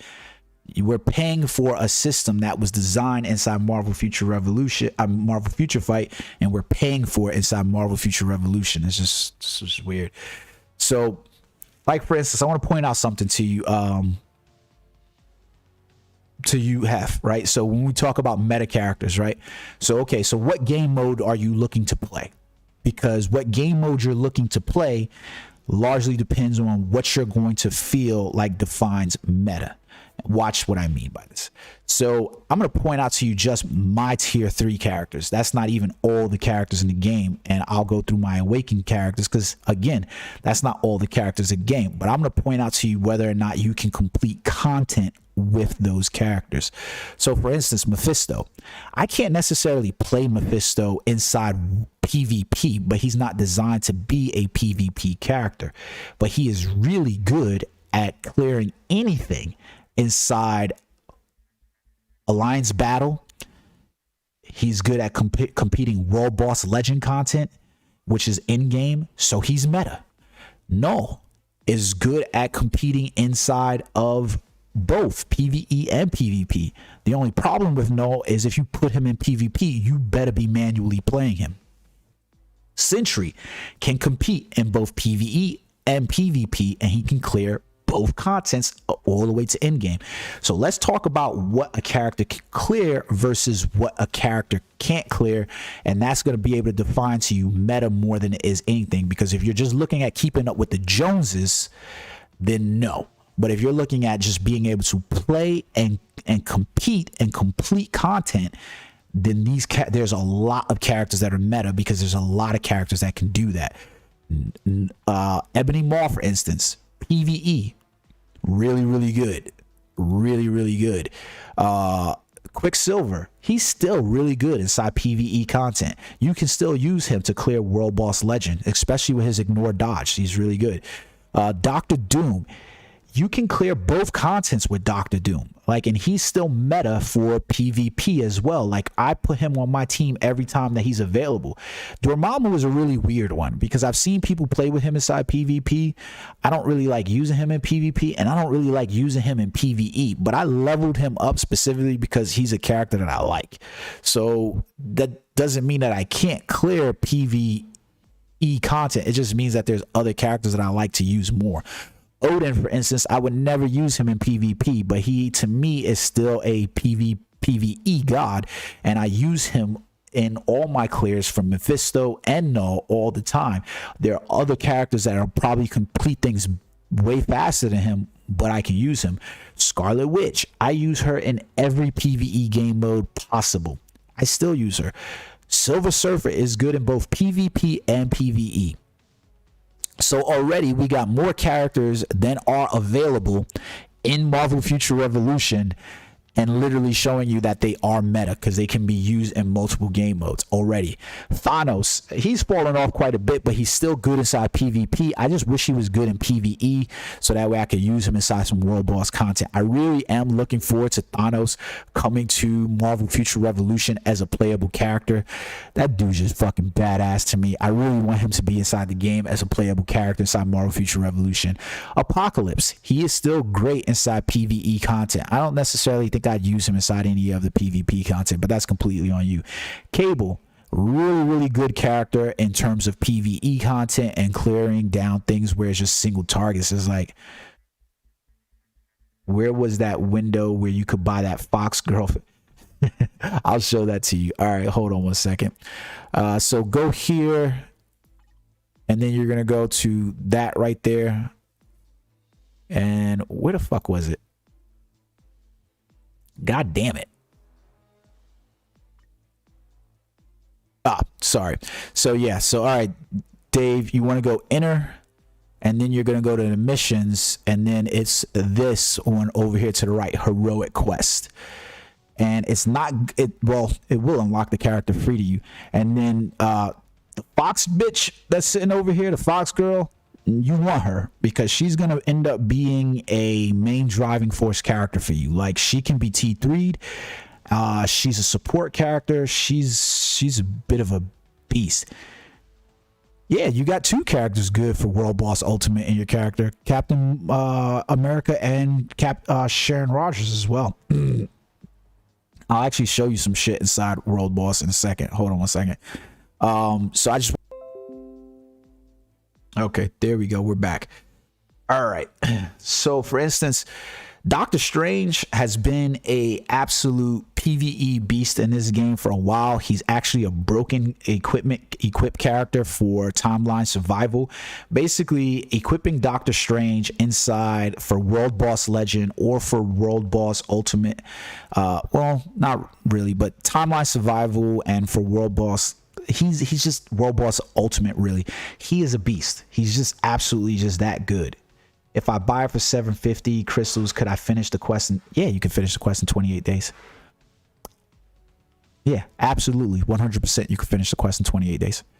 That's literally the progression that they put you on. It's just 28. You buy the 750 crystal pack and it's a giveaway. It just asks you to complete other modes and you'll get the 160 crystals for the 160. She's absolutely value.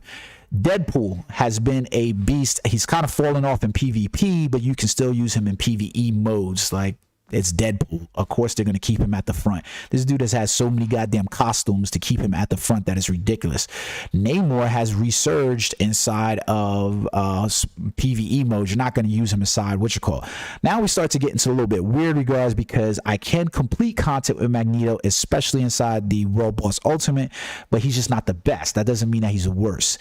Same thing for Professor X. Not the best, not the worst. I'm not using any one of these characters. Storm... King, you know, I know you know, and you'll say it in the chat, but if you know, then you know. Storm gets shitted on in this game, and she gets shitted on hard, just like she does inside Marvel Future Revolution. Rogue is actually a good character, but what if I get a quest to complete a mode? There won't be a mode that you can't go into. There will not be a mode that you can't go into yet. Like, literally, those heroic quests are centered around modes that you can go into. So it's not going to give you like a mode that you have to pay for. It's not going to give you a mode that's like in game. None of that shit is there. So like, you'll be able to complete it. Trust me. Like, they'll be like, hey, go complete in World Boss, participate in World Boss Ultimate or some shit like that, or something like that. It won't even be World Boss Ultimate. Like, it'll be like just regular World Boss. There's not a mode in there that you can't complete, especially within 28 days. You should be able to compete in any of those. Captain America has been resurged 100% with the fix to his T3. His T3 fix with this uniform has made him very, very meta. Carnage, he's good, but I don't really play as him that much. I just really like the character, so I leveled him up. And then Hulk is a beast if you're going to manual play him inside Is she op? She's op as fuck, dude. Like her, so let me pull her up so that way you can understand why she's op. So if you go to her skills inside here, she has this ability called Kumiho Stance. I hope I said that right and didn't offend anybody. But Kumiho Stance basically gives any ally on the team that has leadership, and it increases their damage to villains and decreases the damage from villains as well. So like for instance, Captain America is a leadership character, meaning that if you go inside the details for the character, down here on the bottom you'll see this skill where it says leadership, right? And you'll see this one where it says agent. So if you put her as the lead, the physical lead for the character, that means Captain America, who actually benefits from that effect because he is a leadership character inside here, he's going to get that 65% bonus to him. She also has her basic leadership as well, which says that she is to all allies. She's increasing all debuffs effects and decreasing the debuff duration of effects. So that means any of your skills, for instance, like if I go and I take a look at a skill inside here and you see that it says like it's going to give me a buff effect that is going to be like decreases all basic defenses by 25%. Well, add that 40% onto that decrease all basic defense. She is an absolute beast of a character in terms of just being a leadership, a support, and then she's actually fairly viable to use as a speed character in and of her own right because she's a T3 and her T3 is not bad. Are you going to use her as your main DPS character? Probably not. Could you use her to drop some world boss, regular world boss ultimate? She's good, bro. She is, put it this way, when she got her T3, everybody's dicks got hard inside Marvel Future Fight. Black Bolt was a character I am dying. I 100% need this fucking character inside Marvel Future Revolution. I need this motherfucker. This is one of my favorite characters inside of Marvel universe on a whole. Like I have a picture that has some artist draws from some Comic Cons, and literally inside one of the pictures I have Black Bolt,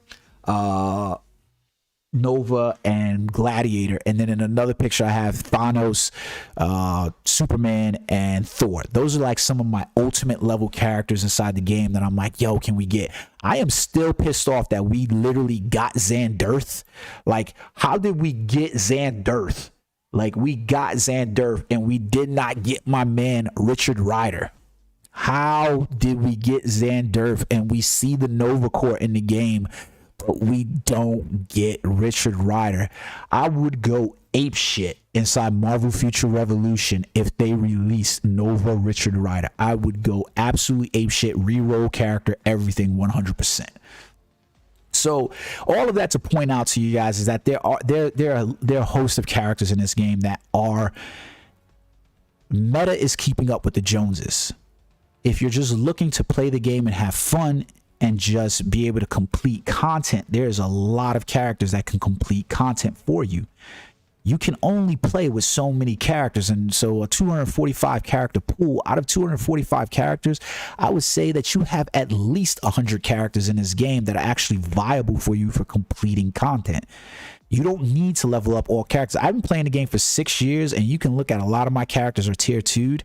I don't have very many tier 1 characters, but like most of these tier 1 characters over here, just because I don't want to spend the resources on them, and they're trash ass characters. Like these dog pool characters, like seriously straight up, like these, who said that shit the other day about Spec Ops dog water mode, right? Like that's literally what this shit, I think it was Tay that said that shit. Like these are dog water characters. Like no reason for me to level these characters up in any way, shape, or regard. Like Molecule Man is a character they introduced and he's good enough, but he's dog water shit to me too as well. I haven't leveled up my Cole because I don't have the resource, but Black Dwarf is boss as fuck in this game. So yeah, there's characters inside there for you to actually level up. So it's actually pretty good, like that you can do those. So like it's one of those weird things inside Marvel Future Fight, and I see Marvel Future. I don't see Marvel Future Revolution like. So this is a point that I want to bring up about character inputs, is that Marvel Future Revolution is not going to take the course that Marvel Future Fight or Marvel Contest of Champions take, where we're gonna see 300 plus characters come into this game within probably like a 3-year span. It's not gonna happen. If anything, I imagine that Marvel Future Revolution is probably going to look more like Marvel Super War, where that game might be out for like 2-3 years, and what we'll most likely receive is maybe like a character every 3 months or something like that, because the detail that they're putting into the characters there is a lot different than the detail that they're putting in the characters in some of these other games. Like, I would say the graphics inside Marvel Future Fight are definitely right there, up there with Marvel's Future Revolution, but just not quite there. So do I imagine that we're gonna get, do I imagine we're gonna see like Marvel Future Fight, we might end up with like 20 characters in a year? Like, do I see us getting 20 characters in a year for Marvel Future Revolution? I don't see that happening there. I really don't.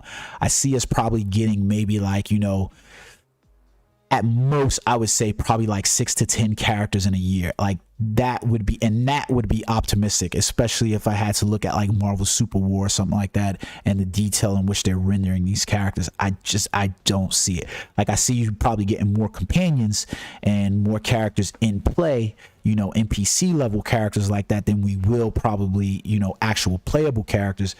But I don't think that's necessarily a bad thing either for the game state, because the thing is that they need time to implement a lot of their systems and get them right and find a balance within the game modes in general, and before they implement new characters. So like, Magic's coming, but nobody gives a fuck about Magic. Like, how many of you guys actually really care about Magic? Like, come on, bro. Like, nobody gives a fuck about Magic. Like, I could care two shits about Magic. Like, she's gonna come, I'll level her up to 100, and then I'll throw that bitch in the trash. Like, that's exactly what I'm gonna do. Like, because it's Magic. Like, I don't even give a fuck if Magic was op and they came in and she had defensive pierce on her as well.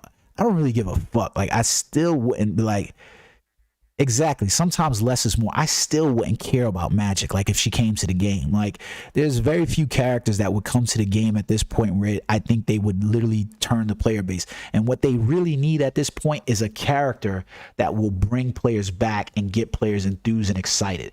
Like, having this Eternals release and saying it was companions was acceptable, because you look at what happened with the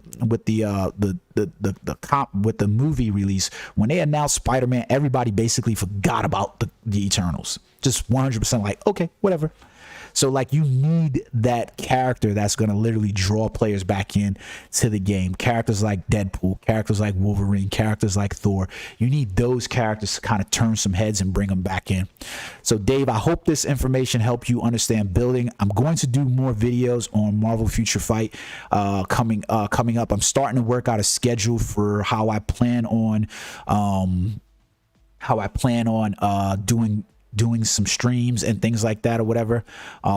So like, look forward to that. I want to kind of leave off with you guys some stuff about Marvel Future Revolution. One thing that I wanted to point out, and let me see if I can find it. I had it up. There's an event that's currently going on their webpage. Okay, there it is right there. They have an event that's going on their webpage. So notice that they fixed some things in the this update that they had as well. This update that they had last night, and you got some things inside here, and basically it fixed some of the companion level stuff. And then on top of that, okay, cool, fine. You got to they got this event. What the fuck? You got this event where you can vote on who your favorite Eternal character is, so that way you can receive some companion summon tickets, which is pretty good. So don't forget to go over to the forum. A lot of these events often get missed because people don't go over to the forum, so make sure you go do that, because it's going to give you a companion summon ticket. Like, that's your big thing inside here. Like, go do that. Another thing that I wanted to point out to you guys is something about companions inside the game. They did update the cooldown times. Yeah, you can check my gear, my stats, and literally all you have to do is check my gear, my stats, and literally just replicate that, and you'll be good. Like, For real, for real. Like, that's the easiest way for you to just, like, I did that with Cynic Alex and Beast Mode Gaming for a while, and that's literally how I ended up just learning the systems, is by watching some of the, you know, bigger players, you know, do those things. And those guys aren't even like the biggest whales in the game. They just, you know, but they offer good content on characters. So companions, guys, I wanted to talk to you about companions really quickly, because I feel like this is information that really needs to get out there to players really, really quickly. Talking about companions, guys. Okay, I know there's going to be this big drive to unlock special companions, guys. I've got a video coming out on this one, but I really want to make sure you guys are aware of this. Don't chase the special companions. Please don't do it. All of the companions basically add a collection effect to the game. So literally trying to hunt down all the special companions is going to slow down your collection stats that apply to your squad on total. And you can see that even when you look at some of these companions up here, you look at Athena, Cersei, Gilgamesh, Icarus, and they don't even have those greatest stats. Meanwhile, Nick Fury and Vision have some really cool new effect stats, whereas movement speed, right? And then you have War Machine adding attack value to you. Yondu is adding crit damage. But guess what? You can get down to some of the rare companions, and they're offering really fucking good stats. Crit damage, max damage rate, guard damage, experience gain on Earths. Even down here at some of the common companions, they're adding beneficial stats. You want to unlock those characters, and you want to make sure that you're using. There should be no reason, guys, pay attention to this. Please pay attention to this. There should be no reason that you as a player, especially if you are a free-to-play player, even if you are a pay-to-play player, there is no reason that you guys should literally be coming over here into this workshop and crafting any of these special companions. Don't use this crafting system. Do not use this crafting system until you have 6-starred and gotten other characters' levels up, because otherwise you are going to fuck yourself on collection stats. Try to be cognizant of the fact that they're going to want you to push, but guess what? It's a lot of shards in order for you to have to get one of these special companions, and this is only going to trade in 10 of these rare shards in order to get one of these shards. And guess what? It's 20 shards just to get a character from 1 to 2 star. It's 40 shards to get a character from 2 to 3 stars. It's 80 shards to get a character up. So like, and the exponentials go up and up. So like, this is not going to be a system worth you guys investing in, because ultimately you're going to lose out in the short term and you're going to lose out in the long term. The best thing that you could possibly do, like if you're a whale, go ahead, craft the fucking way, do whatever you want to. It probably doesn't even benefit whales to be using this shard crafting system. The best thing you could do is literally go inside your companions and literally unlock all of the companions that you can and rank them up as you're getting new ones. So like, for instance, you can look inside my bag right here and you can see like I've got companion shards 9 for the Ultron. When I get those that 10 shard, I am not going to take it over to the workshop and do that. No way, no how. I've got Kaya unlocked and I've got 13 shards for Kaya. I am not taking those 13 shards simply because I have Kaya at 1 star and going over there to unlock that. Not going to happen. I'm going to level all of these companions up as they come, so that way I can get them all the way to 6 stars, so that way I can get all their boost. What you want to do is be focusing on whatever companion it is that you're getting. You want to focus on that character, so that way you can raise up and get those levels, and that's it. Like if you get a 3-star companion from the reward, whoever you are, I didn't get lucky. If I'm being perfectly honest, I didn't get lucky, Dave. I'll show you how I collected those companions. So the companions are listed over here inside the token shop. I purchased the companions from the special tokens box. Like these ones right here, I basically opened those up and I got lucky on Athena because I got a second roll on Athena. I haven't actually pulled any good companions from the draw shop. Like I used the 10 tickets that I got from I got 10 tickets from the completing the raid things. What do you call the eternal? What the fuck is this thing's called over here? The Eternals crafting, I think it was, or the Eternals collection. Yeah. So I got these, and then I got the ones from the other event and so forth like that, and I used those from there to do one roll that I did, and I was recording the video and I lost the video because I didn't record any audio, and at some point it stopped and I just lost out on it. So I was like, fuck it, now I can't show anybody this shit, but it is what it is, right? So just be cognizant, guys, that the companion system inside here, King said it best in one of his comments on my previous videos, where he was like, yo, this is a play to win system, and it is a play to win system, because the long haul is that the amount of time it's going to take you to get some of these is going to take forever. Like, it's going to take forever, like, and I do mean forever. So be cognizant of that fact. Just play through as what you can play through and let it roll for what it is, because you're going to get more beneficial stats from the companion system by just unlocking the companions that you have inside of here and being unlocked. There's actually some good companions. Now, last bit about the companions inside here. There are some companions that you absolutely want, and depending on where your pocketbook is determining this, right? So like, I'm hoping and praying that I get lucky on a Nick Fury, right? I'm hoping that I get lucky on him. Vision is another one. Like, so I said this early on in the stream, Vision and a Nick Fury are probably two of the best companions you can have at the moment in the game. For whatever reason, how they actually play out versus what they might say, they're there. So I'm not gonna sit here and lie to you guys at all.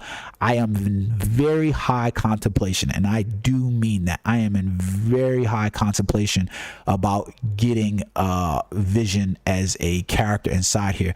The main problem that I'm seeing specifically with getting Vision inside here is that I don't immediately see getting Vision 100% at like leveled up, so it's kind of weird. But if you end up seeing Vision in my in my roster, know that more than likely I basically bought this package. Now that I've seen Icarus and Gilgamesh and Cersei in play, I can 100% tell you, do not purchase these companion packs unless you just got it like that. But if you have the money and you have the pocket, you have the purse strings, Vision is probably one of those characters that you're going to want to get, like 100, especially because he comes with these special companion skill cards. Oh, yeah, man. In hell, I'm not gonna lie, before the weekend's out, I'm more than likely gonna end up buying him. I just know it. But it is what it is. So that is what it is. Also, don't forget, if you're like one of the players just kind of like dipping your feet in and out, there is the events going on. So basically, on your first run through of Spec Ops and Blitz, you do have the ability to draw some companion shards. Where is that? Right here. So with the event, you can see that you do have the ability to get some of these. Like my 9 Ultron shards that I have, I actually got from this alpha companion shard box right here. So it was actually highly worth it as well. So like, I was pretty happy about that. What did you say, Hef? I was thinking about using my plated to play shards for a 3-star companion box. I'm a little confused on what you're saying there, Hef.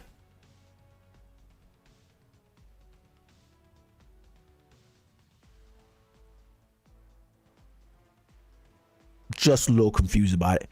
So I want to show y'all how Thena plays and why I say that she's good in some content, but not all content.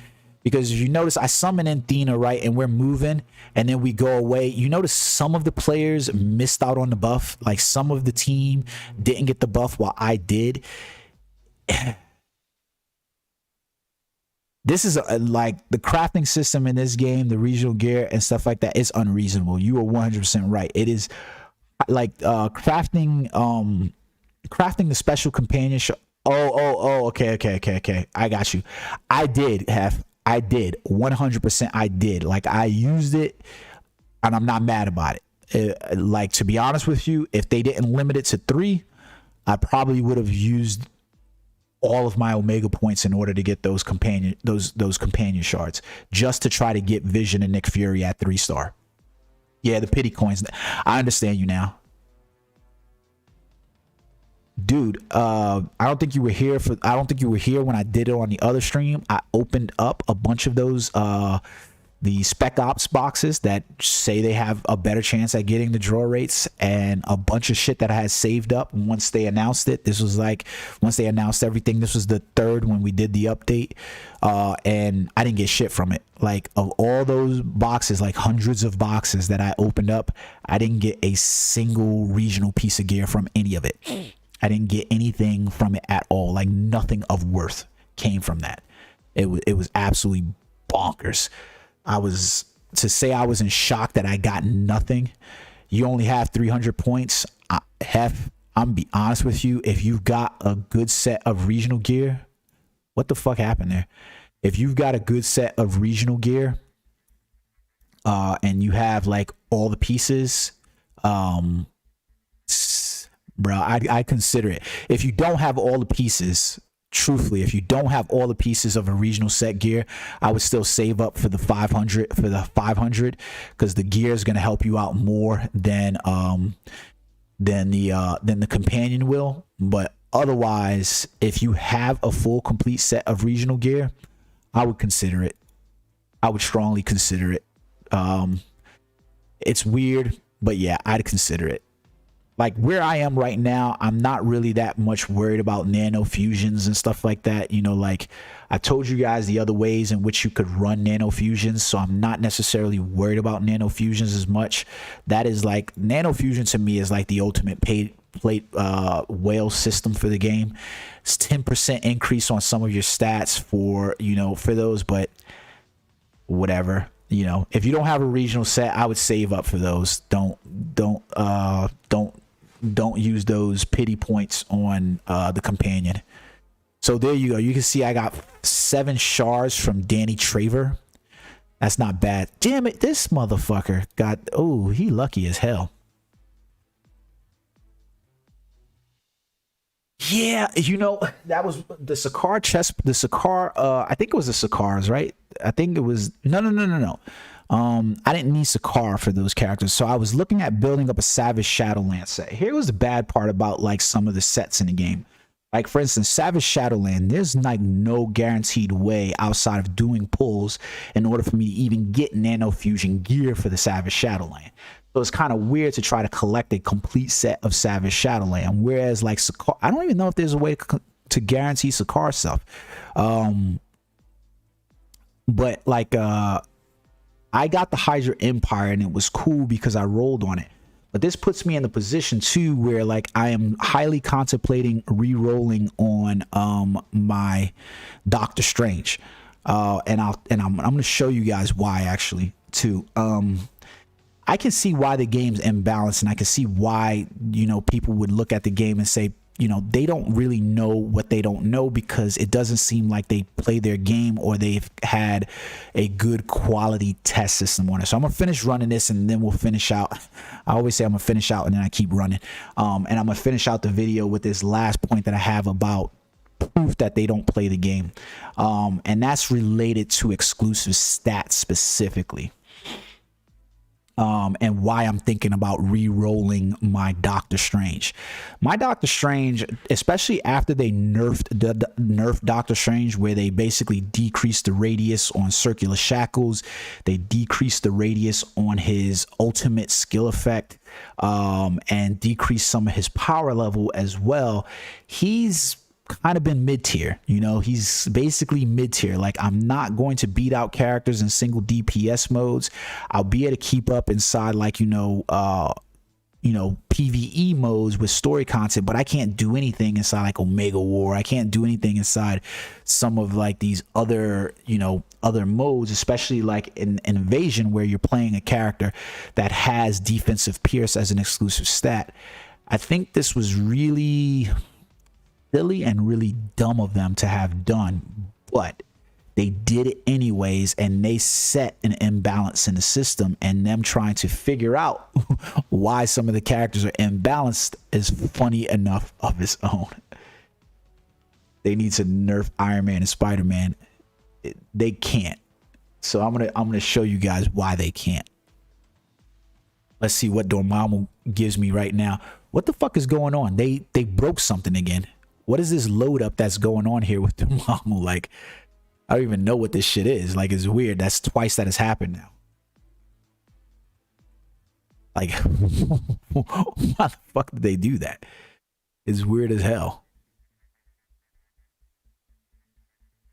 It's like they always break something after they fix it. I have no clue. You guys can see why I do more content for Marvel Future Fight, Marvel Future Revolution. More people jump in and stay in when it's Marvel Future Revolution than it is when it's Marvel Future Fight. Yes, bro. Exactly, Hef. You hit that nail 100% on the head. Having those characters like Spider-Man, Black Widow, and Iron Man have iframes and also have defensive pierce is ridiculous. I did it in my transmutation video where I pointed it out. There's going to be a consistent imbalance. Why they would have the exclusive stat of defensive pierce for characters on the cards for those of those nature is ridiculous to me. At this rate in the game right now, currently, if you're not playing Captain Marvel, Iron Man, Spider-Man, or Black Widow, you are basically operating at a severe deficiency, like a serious deficiency. MFR is like the new girl in the class. Yeah, it is. But for me, I have more interest in Marvel Future Fight. Yeah, I have no problem. I'm gonna do content on Marvel Future Fight. I'm gonna do content on Marvel's Avengers too. I'm looking forward to Spider-Man's release on November 30th. We get the first raid inside Marvel's Avengers, and we get Spider-Man on the PS5. So I'm looking forward to that. Yeah. I agree. What King 100%. I agree. They literally need to do that. Like, they literally need to add the defensive pierce as a stat overall for every character on the cards, especially because right now, as it stands, those characters are going to be able to hit the cap hard and fast. So yeah, so it's just the one. So I'm going to show you guys this right now, and it's really sad, to be honest with you. It's really fucking sad. Like I you know, when you're not playing another character class, it's easy to overlook something and not see those things because I don't play the other characters, so it's like really weird. But when you're playing another character class, you don't see these, and then you actually see them later on, and you're like, yo, what? Wait, hold on, what the fuck? Like, how is that possible? So watch this, guys. So on the cards, right, for the target list, you see inside Captain America for his exclusive stats, right? He has critical damage decrease, guard damage, PvP, PV increase, right? Increase in surface damage. Then you look at Captain Marvel, right? Well, she's got defensive pierce. You see that shit? She's got defensive pierce and supervillain damage. So she's got defensive pierce and supervillain damage, right? Spider-Man has defensive pierce and supervillain damage. Black Widow has defensive pierce and total damage. Iron Man has defensive pierce and total damage. Star-Lord has flame, shock damage, and chill damage. Who the fuck cares? Those are status effects. That means I have to have status effect accuracy. She has chill damage and shock damage. King of stats currently in this game right now is defensive pierce and dodge at 6.3%. So like, if I go over here to my Omega cards, I know I did this already inside my transmutation video, but I'm going to speak it from the highest fucking mountaintops as much as I can. Yeah, Strange got the worst. He's got ultimate cooldown and just cooldown. Like, it's weird as fuck, right? So like, you go, he said racism. So if you go inside here, right, and you were to look at this stat, so like, for instance, my Doctor Strange card here has a 6.7% cooldown decrease, right? Well, the cooldown doesn't fucking make a difference. I don't know how Netmarble devs don't understand this. The cooldown decrease being on this card makes no fucking difference. It makes no difference overall in the game. The more I've played around with it inside this game is the more I've realized how little cooldown decrease right now currently matters, with the stamina literally being part of the game, because I can't account for my stamina being limited to 100. If my stamina is at 100 and the skills cost 25% to 50% of that stamina, it don't make a difference what my cooldown is, because I'm not going to be able to cycle through skills quicker than my stamina is able to regenerate, and stamina recovery is not bringing my skills back that quick. I am almost maxed out on stamina recovery and I still cannot use all my skills in quick rotation like that. It's just not happening in the game. It's the weirdest shit ever, but it is not happening. It's stupid, right? So if I look at my Omega cards inside here, just imagine this, right? If you're getting a 6.3%, right? Well, yeah. If her 6.3, if you're getting 6.3% again across 6 cards, right? So that's literally 36% that you're getting for stamina recovery, probably between 36% and 40% of defensive pierce that is going to happen across your cards alone, especially now that you have the ability. So you are legitimately halfway to the cap of 75% on defensive pierce from your cards alone. Then you get to make up for that the rest of that defensive pierce in other ways inside the game that other players that don't have that stat available to them, like Doctor Strange. My defensive pierce is literally sitting at 26.3%. 26.3%. That's coming from where? Not costumes. I'm getting some from battle badges, 10.1%. So I can't afford to lose that. I'm getting none from titles. I'm getting none from potential. Squad power is accounting for 2%.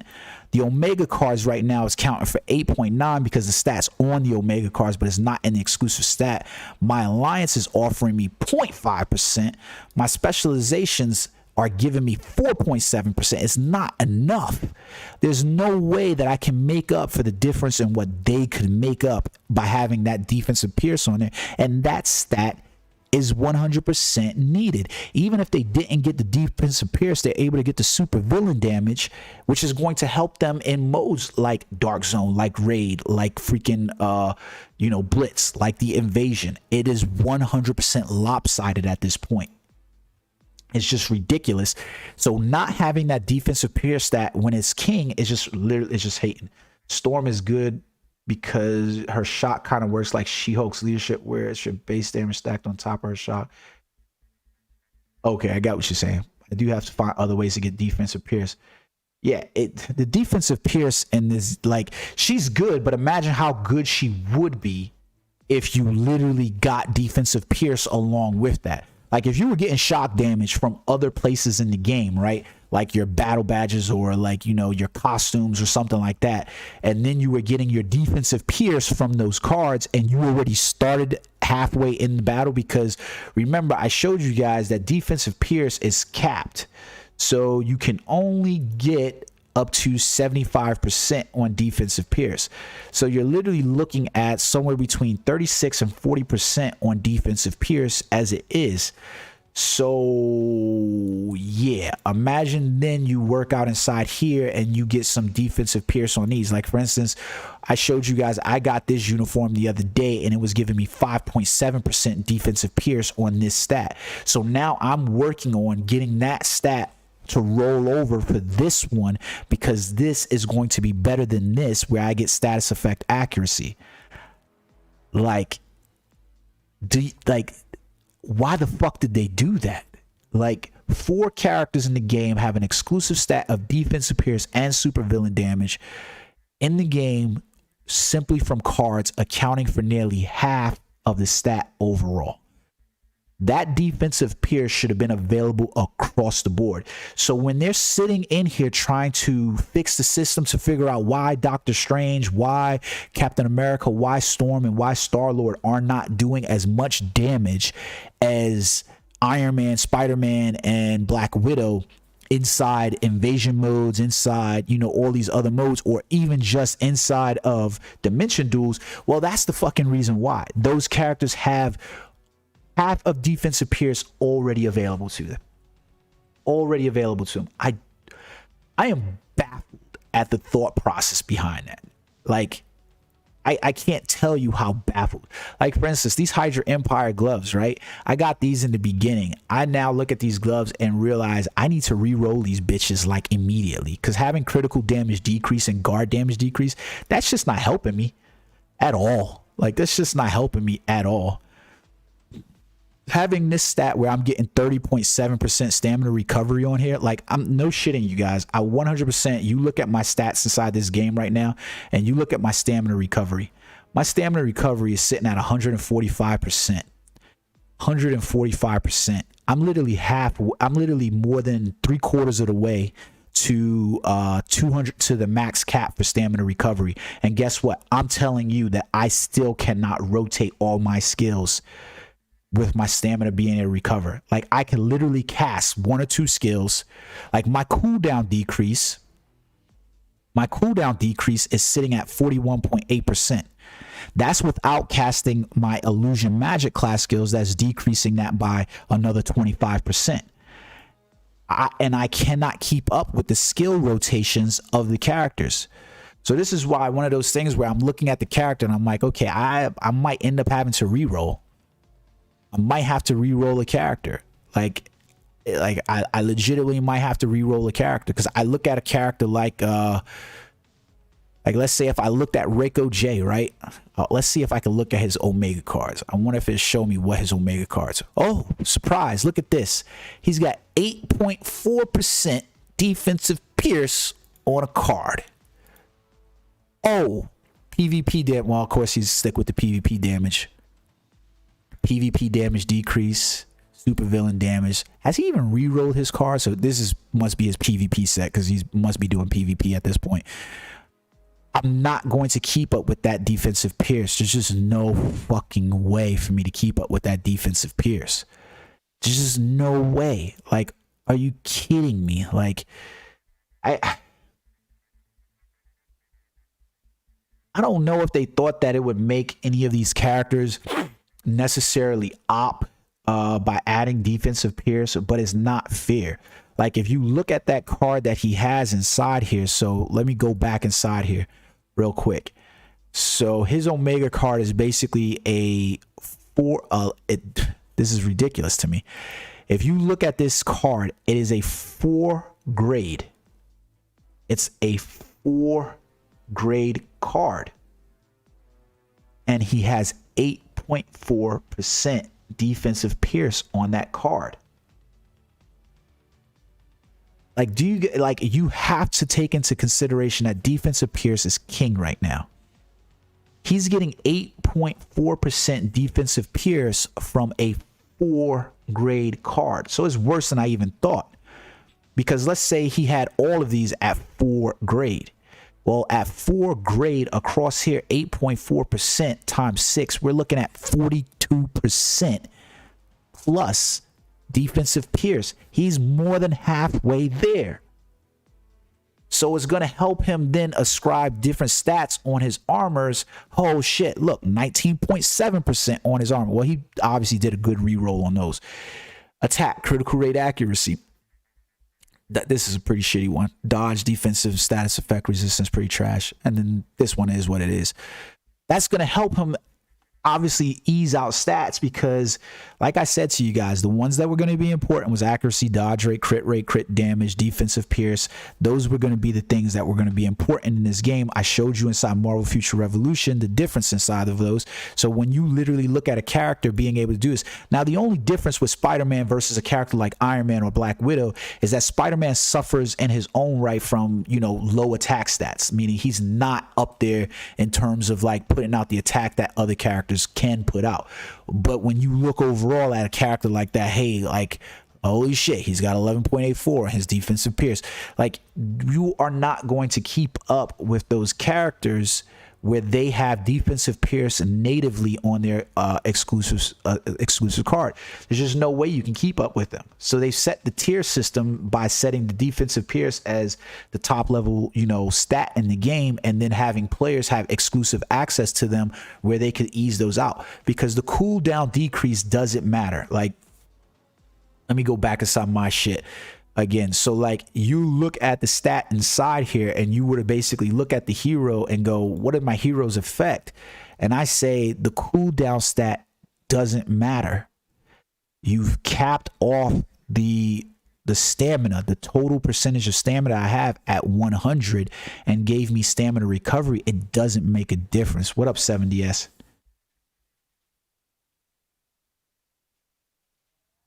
Exactly. So like if you looked at my card, for instance, right?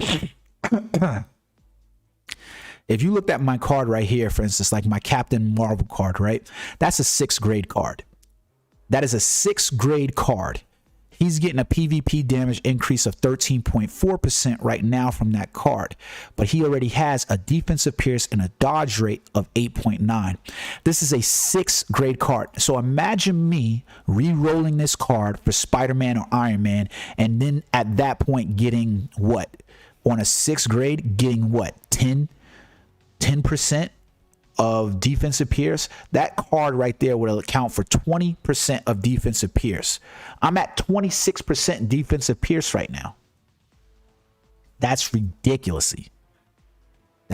Exactly. So they can literally top. That's what I'm saying.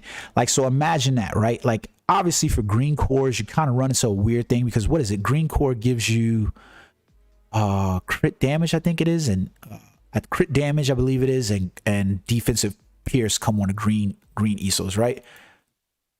Yeah, it's defensive pierce, and then it's the cooldown is lame as fuck. Like my character is literally sitting at, you look at the cost of what these things are. I have a required cost of 23, 35. That's basically 58 right there. 49. So I'm at 100 just casting these 3 skills. I could tell you without a doubt that there's no way for me to keep rolling my skills over and over. I don't have as much. I haven't seen as much of a difference as I would like to be able to see.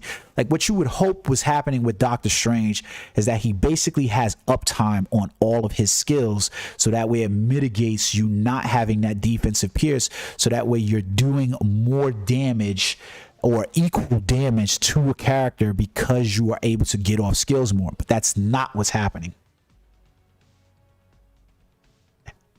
I should copy and paste that for a video that I want to do because that's 100% right.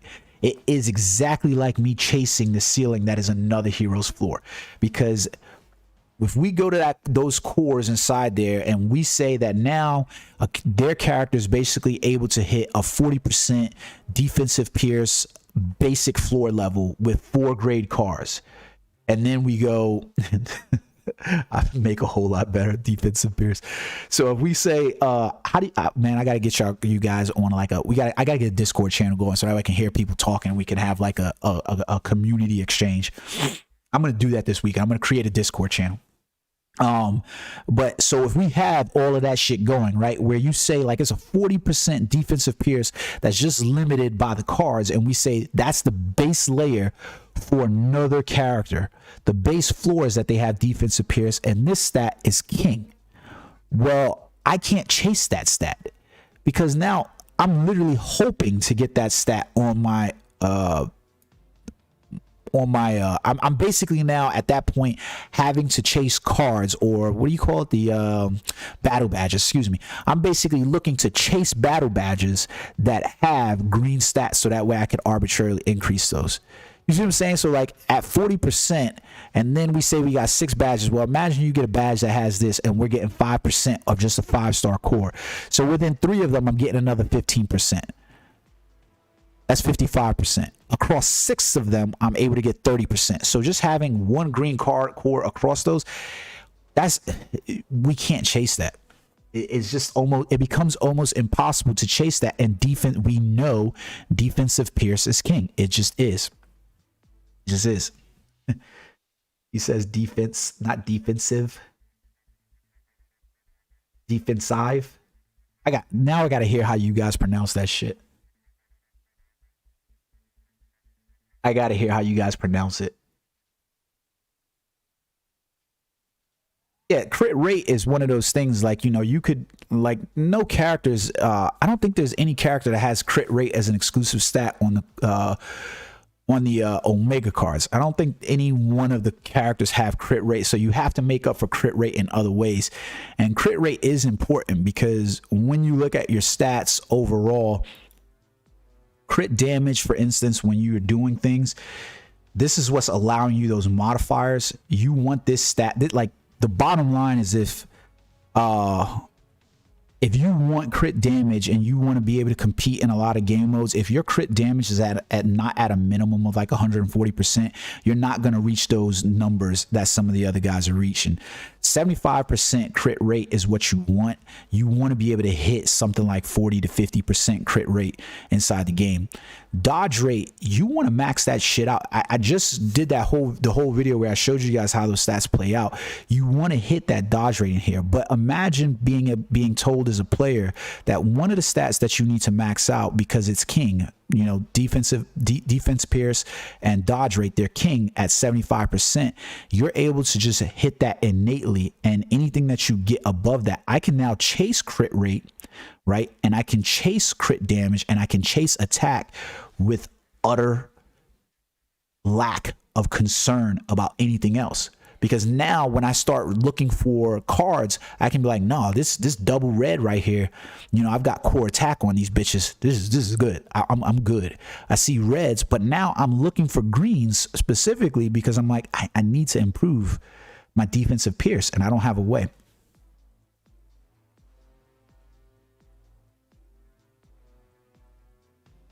Defensive pierce. Defense pierce. Yeah, the meta is defense pierce and dodge. It's like, exactly. It's just, it's absurd that they made it this way, and they need to address it because they're not going to be able to bring character balance by not understanding how their stats work inside the game. You're not gonna bring balance to Captain America and making him good when you don't understand that you've made defensive pierce, you know, when you made defense. So I think I get what you guys are saying. I'm saying defensive pierce. I think you guys think I'm saying defense of pierce. I'm saying defensive pierce. So when you say defensive pierce, I get how it sounds. Yeah, probably to the mic, it sounds like I'm saying defense of pierce. When you look at defense pierce, right, and you compare that to a stat where you say I'm playing a character like Captain America, and he doesn't have a way to mitigate that pierce coming to him, you're going to run into a problem because you're never going to bring balance to that character. Like I've said before, even when I see Captain Americas who have squad rank 190, I don't literally look at those characters and go, oh, I'm worried, because I literally see those characters and I know I'm going to break right through. They don't have a way to mitigate damage coming into them. They haven't thought about that. They haven't given him some kind of, you know, like greater resistance for guard break immunity. They haven't given him like some greater resistance for iframe or super armor or something like that that we would see in like Marvel Future Revolution. What's up, Larry? You've been away mad long, bro. So it's when you came at the end of the screen too, dude. So it's one of those things that they really need to take a look at, because it's one of the reasons why I'm legitimately looking at rolling from my I'm highly in contemplation at this point right now, because I recognize the limitation of my character, and I know that I'm not going to necessarily be able to compete in some of these other modes. I am definitely in contemplation of re-rolling my Doctor Strange, especially now that we can do the transmutation. I am in contemplation of re-rolling to Spider-Man or Iron Man. I don't really like Iron Man, so I'm not really 100% on board with rolling to Iron Man, but I like the way he looks overall better than I like the way Spider-Man looks. So it might be something. I don't know. I really don't know, because I like Doctor Strange so much, but trust me, I am 100. Like, let me see something real quick. Hold on one second. Let's see this. Records, rankings. Let's see the elite rankings. Oh shit, look who's there. Oh, Iron Man took over from Kraken.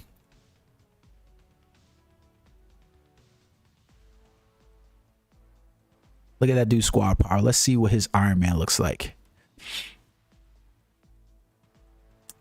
Dark Domain. Oh. So you see the benefits of like Dark Domain too when you have that, because he's getting 29.2% of defense pierce just from the Dark Domain set, and then he's getting 11.6 defensive pierce on the 11.6 defensive pierce on that as well. So basically he's got 40% defensive pierce on one ability, just on one skill inside here. He's got 40% defensive pierce. So he doesn't even need to look at his cards even starting out yet to see where he's making up for defensive pierce, because he's halfway there simply alone on that. And then so 40% defensive pierce, so he went crit damage, dodge rate and crit damage, and then what did he go? Crit damage here. So he's got 40% just coming from, it's crazy when you look at this shit, because he's literally got 40% defensive pierce just coming from one piece of gear. That's one piece of gear that he's got 40% defensive pierce coming from. And then you roll over into thinking about he can now pick and choose skills over there. So let's say he goes on one of his cards. So he's got 7.8 right there. That's 47.8. That's 50. That's 55. Like 47. What is that? Yeah, that's 55 right there that he's at. Like, he can play around with stats at this point because he's not worried about where the defensive pierce is coming from. 55, he's sitting at 64% defensive pierce from without even having to utilize. He's sitting at 64% defensive pierce without even having to worry about the exclusive stat on the cards. So he's probably getting more from specializations in terms of capping out. So it makes it more viable for him to play with other things. Like, it's ridiculous. It's like,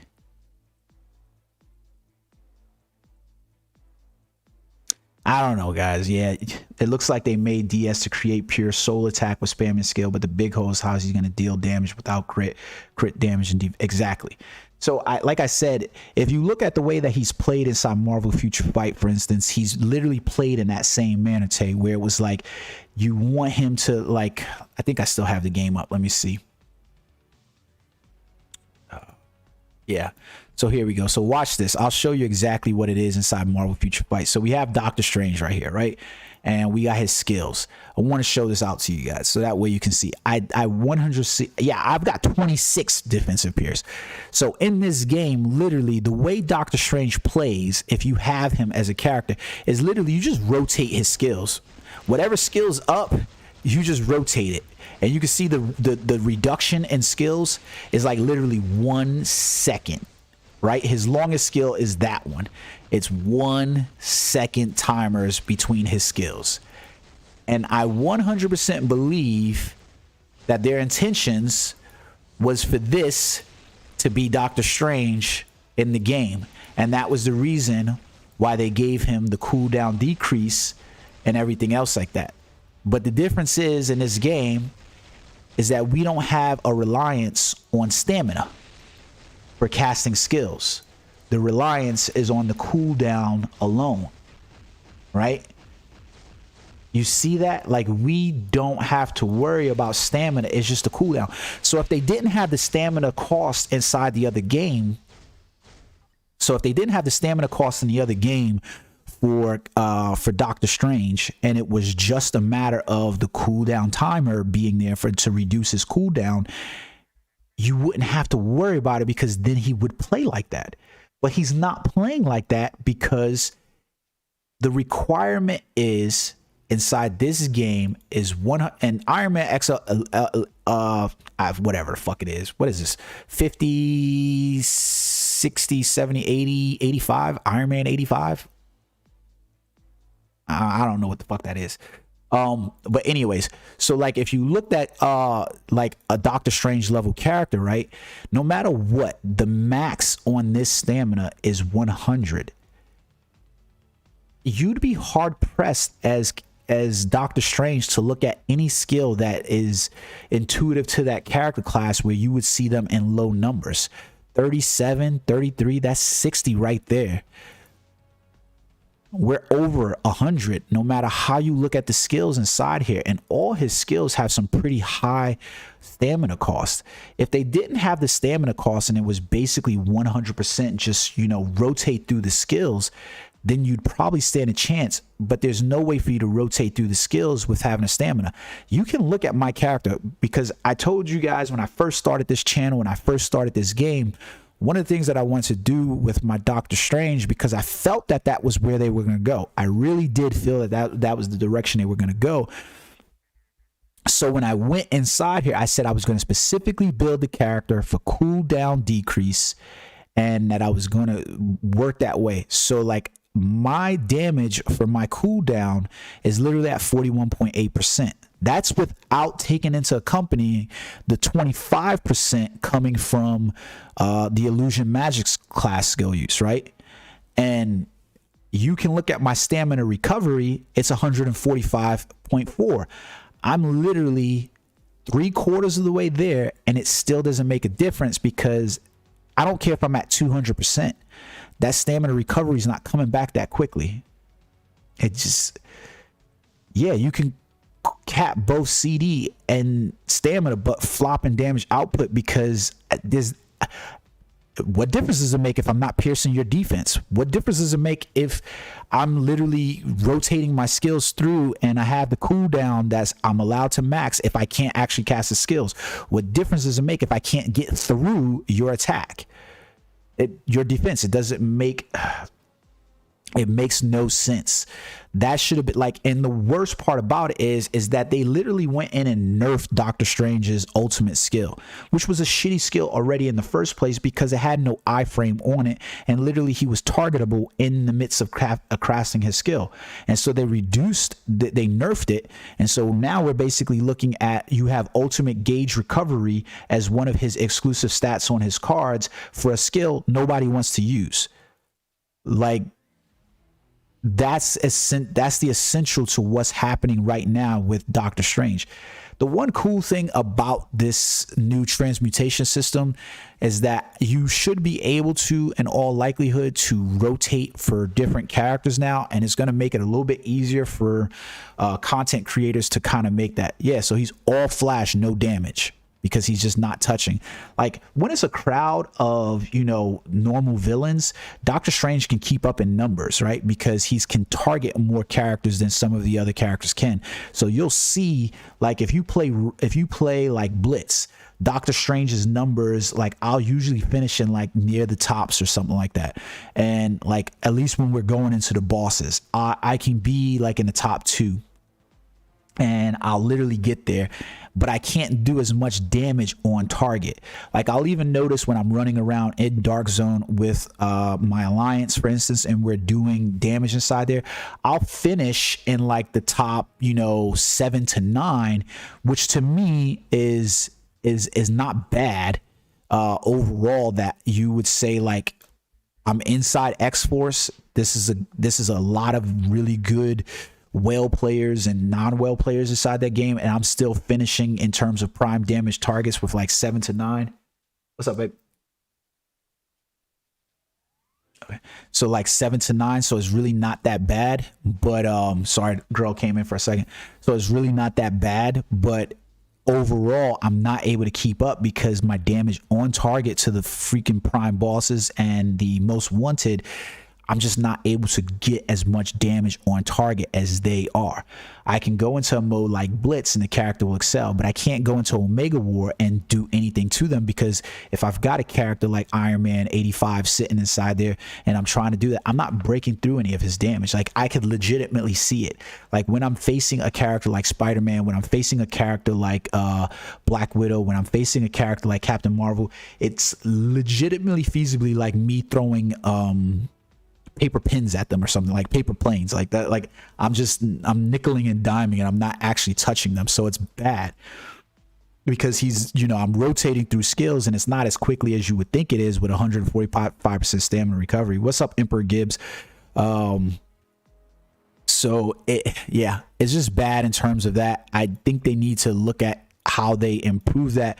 But my feelings is that they're not really playing the game. It is the same with Storm. It's going to be the same with Storm. It's going to be the same with Captain America. It's going to be the same with any character that's currently in the game that does not have that defensive pierce stat. If it doesn't have that defensive pierce stat as a base level skill, and other players are going to easily be able to cap those skills and then worry about other skills, it's going to be a whole lot easier for them. It just is. You can see from that one piece of equipment, he was at 40% defensive pierce. I am literally sitting like, it's crazy for me to look at that and see that from one piece of gear, he is literally sitting at 40% defensive pierce, while I'm sitting at 26.3 defensive pierce coming from battle badges, 10% coming from all these other areas. Like, so if you could imagine, like, my potential has 9.3% cooldown decrease, but I have nothing inside there for defensive pierce. I have to go back. Matter of fact, let me pull up my Iron Man real quick. Hold on, I gotta see this shit. No, that's Storm. What the fuck am I doing? There you go. That's Iron Man. So let me pull up Iron Man real quick. Let's see what I haven't really looked at Iron Man a whole lot, if I'm being honest, just because Iron Man is one of my least favorite characters to play as. But he's the one I'm leaning to the most in terms of re-rolling to. So we'll see. Let's take a look at his stats though in here anyways. So where's his enhanced potential? So if we were to look at Iron Man, he's basically getting accuracy rate, which sucks, right? Because that means his accuracy... I want you to think about this, guys. I want you to think about this and how this compares in terms double sprint proc of skill, because it's nonsense spammy. So pay attention to this, guys, for me real quick. I want you to understand this. Pay attention to this. Okay. So Doctor Strange literally has cooldown and ultimate gauge recovery, and then he has status effect accuracy. So the status effect accuracy, yeah, that's what we're talking about. She has it on her potential and her 4-set gear. Iron Man, Doctor Strange literally has cooldown duration, ultimate gauge recovery, and then he has status effect accuracy. Status effect accuracy is really only working if you're using skills that have status effects on them, that they're applying status effects. We look at Iron Man and he innately has defensive pierce on his Omega cards and his 4-set gear, and then we look over here as well and he's getting accuracy rate, crit damage, accuracy rate, crit rate, and crit damage. So by the time that you would have maxed out this character anyways, his crit damage is already getting basically 9%. He's basically getting 9% already from his crit damage, right? He's basically getting probably like, do you? I'm laughing because I don't know what else to say in terms of balancing a character, how badly this is handled. What is he getting from his overall specializations? Like, if I had to look at, I wish there was a stat gauge inside here for what his specialization effects were giving him. Let me look at his active traits real quick. So if I was to look at Iron Man's active traits inside here, we go, okay, so we go recovers 3% of ultimate gauge. Nobody would care about that one. Status effects, nobody cares about that. Increases skill damage, so that's repulsor. So this is the reason why Dark Domain is so goddamn good for Iron Man right now, because it's giving his repulsor attack. And exactly, Emperor Gribbs, that's exactly what Iron Man is doing. Because if you gave Storm and Doctor Strange, at the very least, I think if you gave Storm and Doctor Strange defensive pierce, they would probably be lighting shit on fire and just burning holy hell down. Like, that's the truth of the matter. I think it would be. So overall his his active traits don't seem like they're really adding anything in here. Skills. Yeah, I don't really see anything on his active traits that are necessarily boosting anything. So it'd be arbitrary to what he's getting on his other ones, but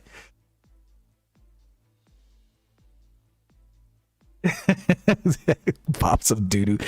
Yo, Tay is fucking wild, bro. You are wild, Tay. But basically, so you're looking at this, right? And you look at his overall effects of his skills and stuff like that. Increases damage received by 20% for 6 seconds. His spin blade, that's the one we know has the iframe on it, right? And he's also decreasing HP recovery on that one. Man, like this dude increases Iron Man's stun 29.7% for that. So he's getting some magnanimous boost on his attacks. And he has, like, you look at that, knockbacks when a skill land, increases attack by 30% for 10 seconds. So he's getting some outrageous attack boost, and he's able to cap out on crit damage, crit rate, and defensive pierce very easily across his things. Do any companions give defensive pierce?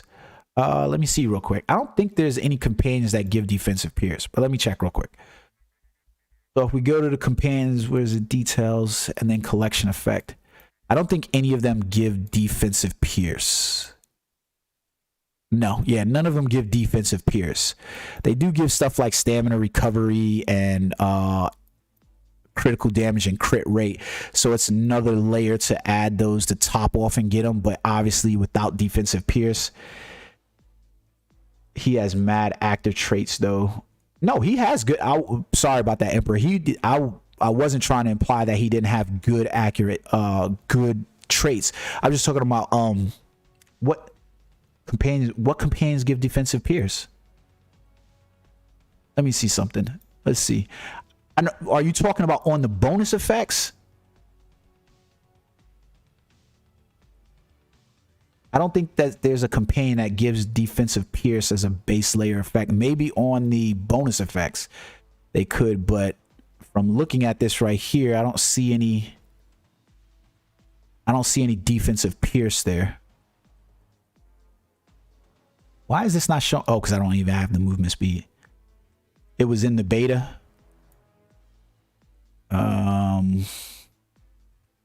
Yeah, I don't see any defensive pierce on these. Maybe they were getting them as the other is mysterious, bro.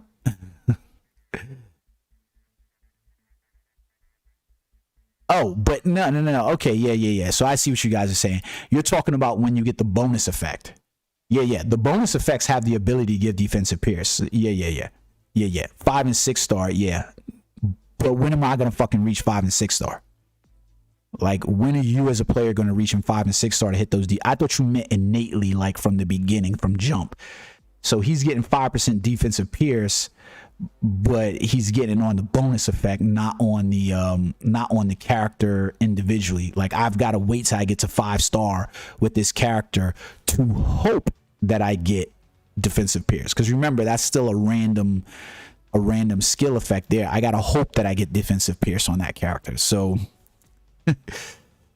that'd be interesting to see. I don't think anybody's gonna reach, well, if the whales might reach it sooner than others, so clearly, you know, there goes your defensive pierce stats there. But you can see why a character like Iron Man is going to be so good when you're looking simply at, where was I getting ready to go? Oh, his specializations.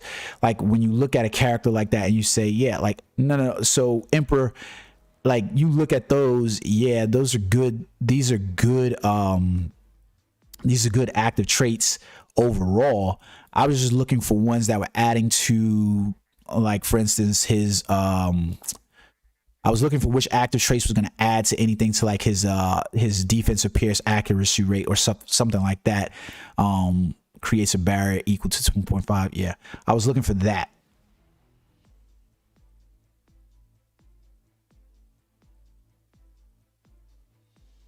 Yeah, they're going to be capped out on defensive pierce, where that's not going to be a needed stat for them anyways. So this is like, it doesn't really make a difference. Let me see. Hold on one second. So I have no clue where I would be in terms of my ranking for Doctor Strange, if I'm being perfectly honest. Uh, so there you go. So I want you to pay attention to this, right? So in terms of, so look at this, guys. I want you to pay attention to this. Okay, so this is perfect because I want you to pay attention to this. So in terms of all of the Doctor Stranges currently on Omega Flight, I am literally sat at number 6. I am literally sat at number 6. Number 6 for total Doctor Stranges. So I'm in the top 10 of Doctor Stranges. Top 10 of Doctor Stranges. I cannot fucking keep up with any of, and I'm on X-Force. And so when I'm playing with other characters, right? When I'm playing with their Iron Mans, when I'm playing with New Fan, when I'm playing with Tony Witt, when I'm playing with Halfson, when I'm playing with all these guys, I finish like in the top 7 to 10 of, you know, Dark Zone. I'm barely any help inside of Omega War.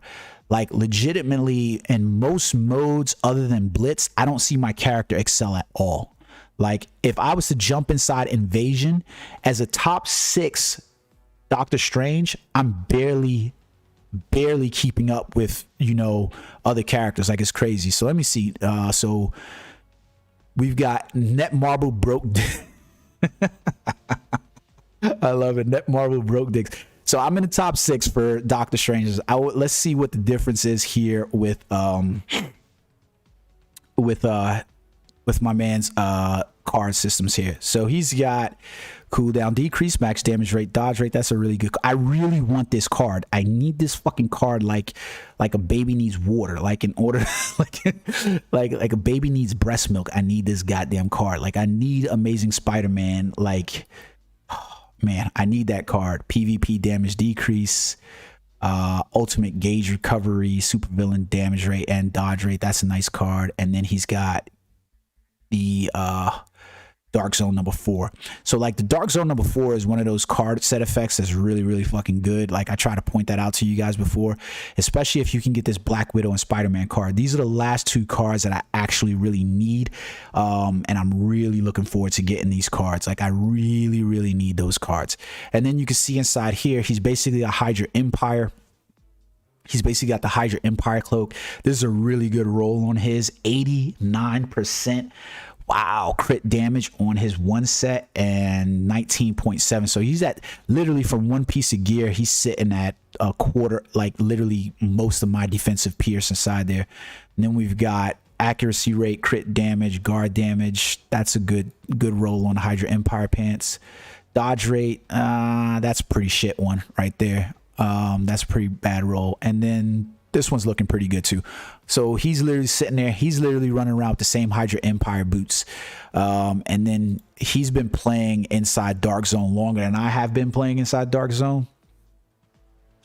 Yeah, he did have a bad PvP card, bro.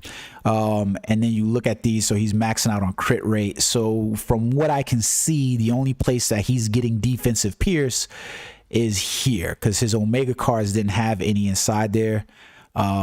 Let's see what specializations he's using. He's using increased max damage rate.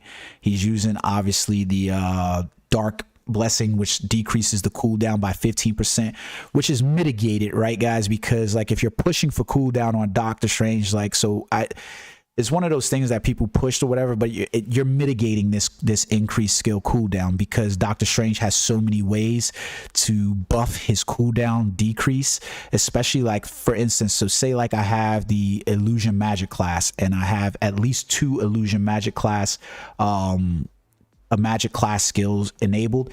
Every time I use one of those illusion magic class, it accounts for 25% reduction of my cooldown. So that negates this 15%. So I'm still getting that bonus of attack 25%. And then you're also getting the Mystic Sword class damage skills or whatever. So the only one different that he and I are running is the decreased damage received from nearby enemies.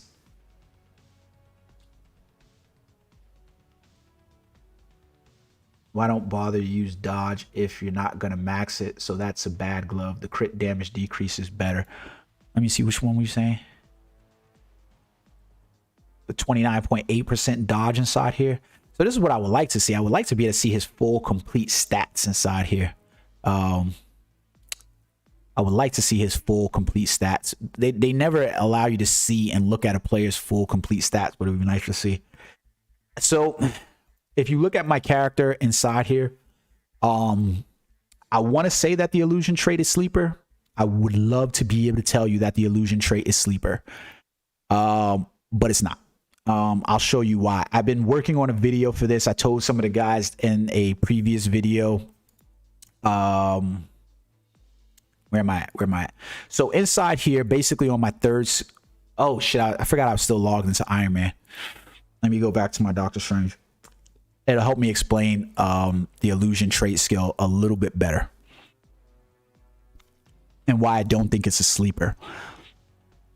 I think it had the potential to be a sleeper if Netmarble knew how to fucking balance skills out. Like if Netmarble knew how to balance skills, 100% it'd be a sleeper.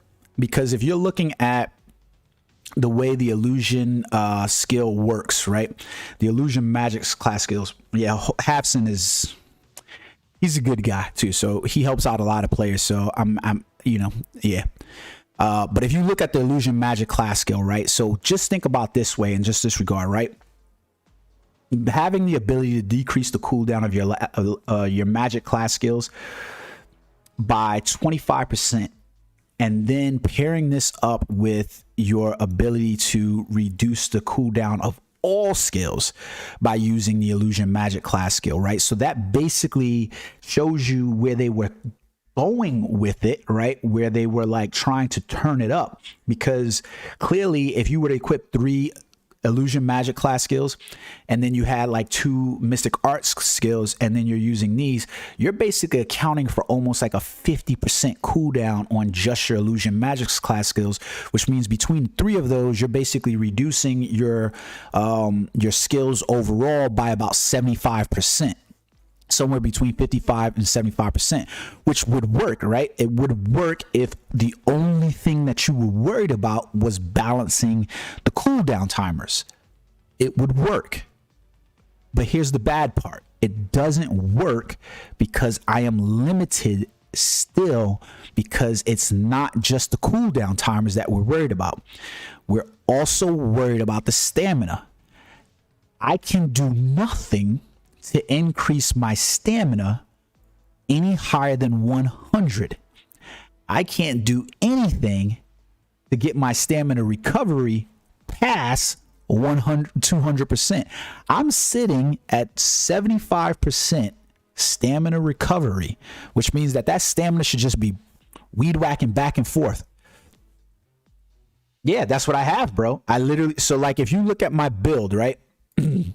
I'm gonna pull that up for you to show you, because just so that you know I'm actually playing. So if you look at my third ability, I actually have this one set up so that way it's taking complete effect of the illusion magic class skills, right? All right, Dawe, Dark Zones run starting soon. Yeah, I'm not gonna forget your DM, bro. I'll respond to you. So like, for instance, I have this one set up where it specifically had 3 illusion magic class skills and then making use of Book of Ashanti, Eldritch Swords. These are bread and butter Doctor Strange skills. Like, you're not getting away from PvP or PvE by not using Book of Ashanti or Eldritch Swords. You pretty much have to use those skills. Portal Bolt was an easy switch over, mostly because it's still doing 840% with a lot less cooldown timer inside here. He is a strange ass character, right? Here's a little bit less cooldown timer, and I switched over from 7 Rings of Ragador, the Ring of Repulsion, to Magic Expulsion, because you could use this in PvE, which is mostly what I pay. This is never going to work for you as a skill inside PvP. Bread and butter is still that skill. But even if you look at my main run build, right, where I'm using Ring of Circular Shackles is the only skill that I'm currently using in order to use those. And the way it basically runs is Circular Shackles is basically on a 6-second cooldown timer, so I'm able to use Circular Shackles and able to regenerate these skills. But the problem is the required stamina cost is too high for the game. If it was just a simple matter of me balancing out the cooldown times, it would be completely different. But since I'm balancing out the stamina and the cooldown, you've basically given me two hindrances.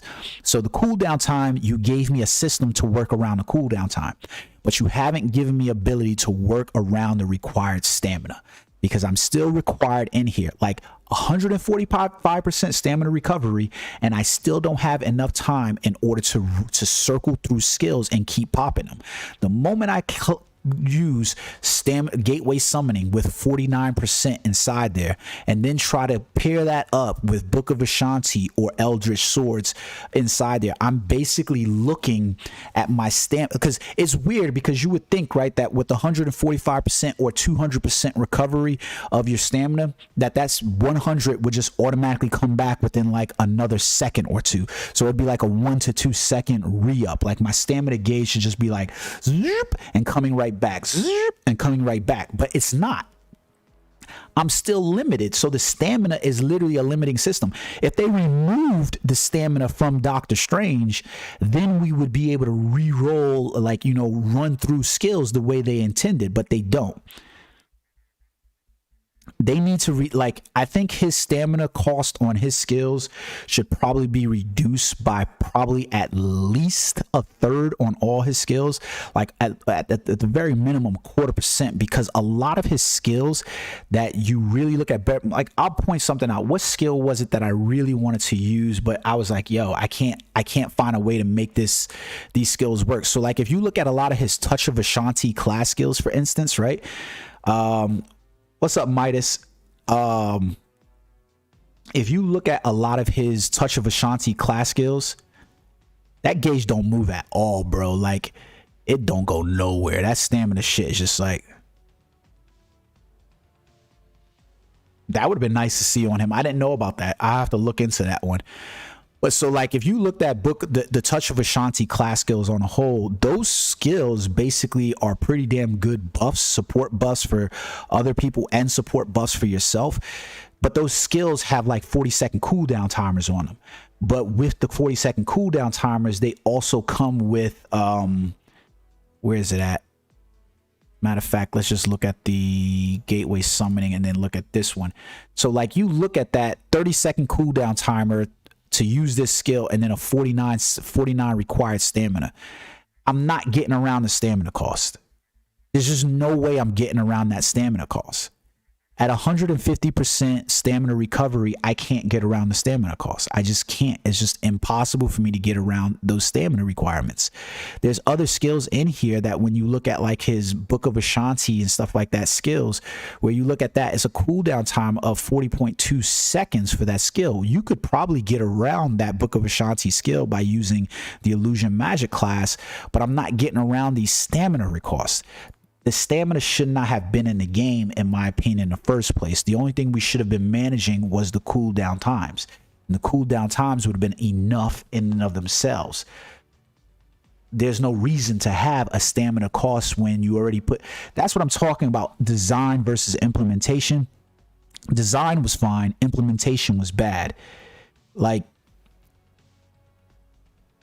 yeah, Doctor Strange skills, both in PvP and PvE, they're weird.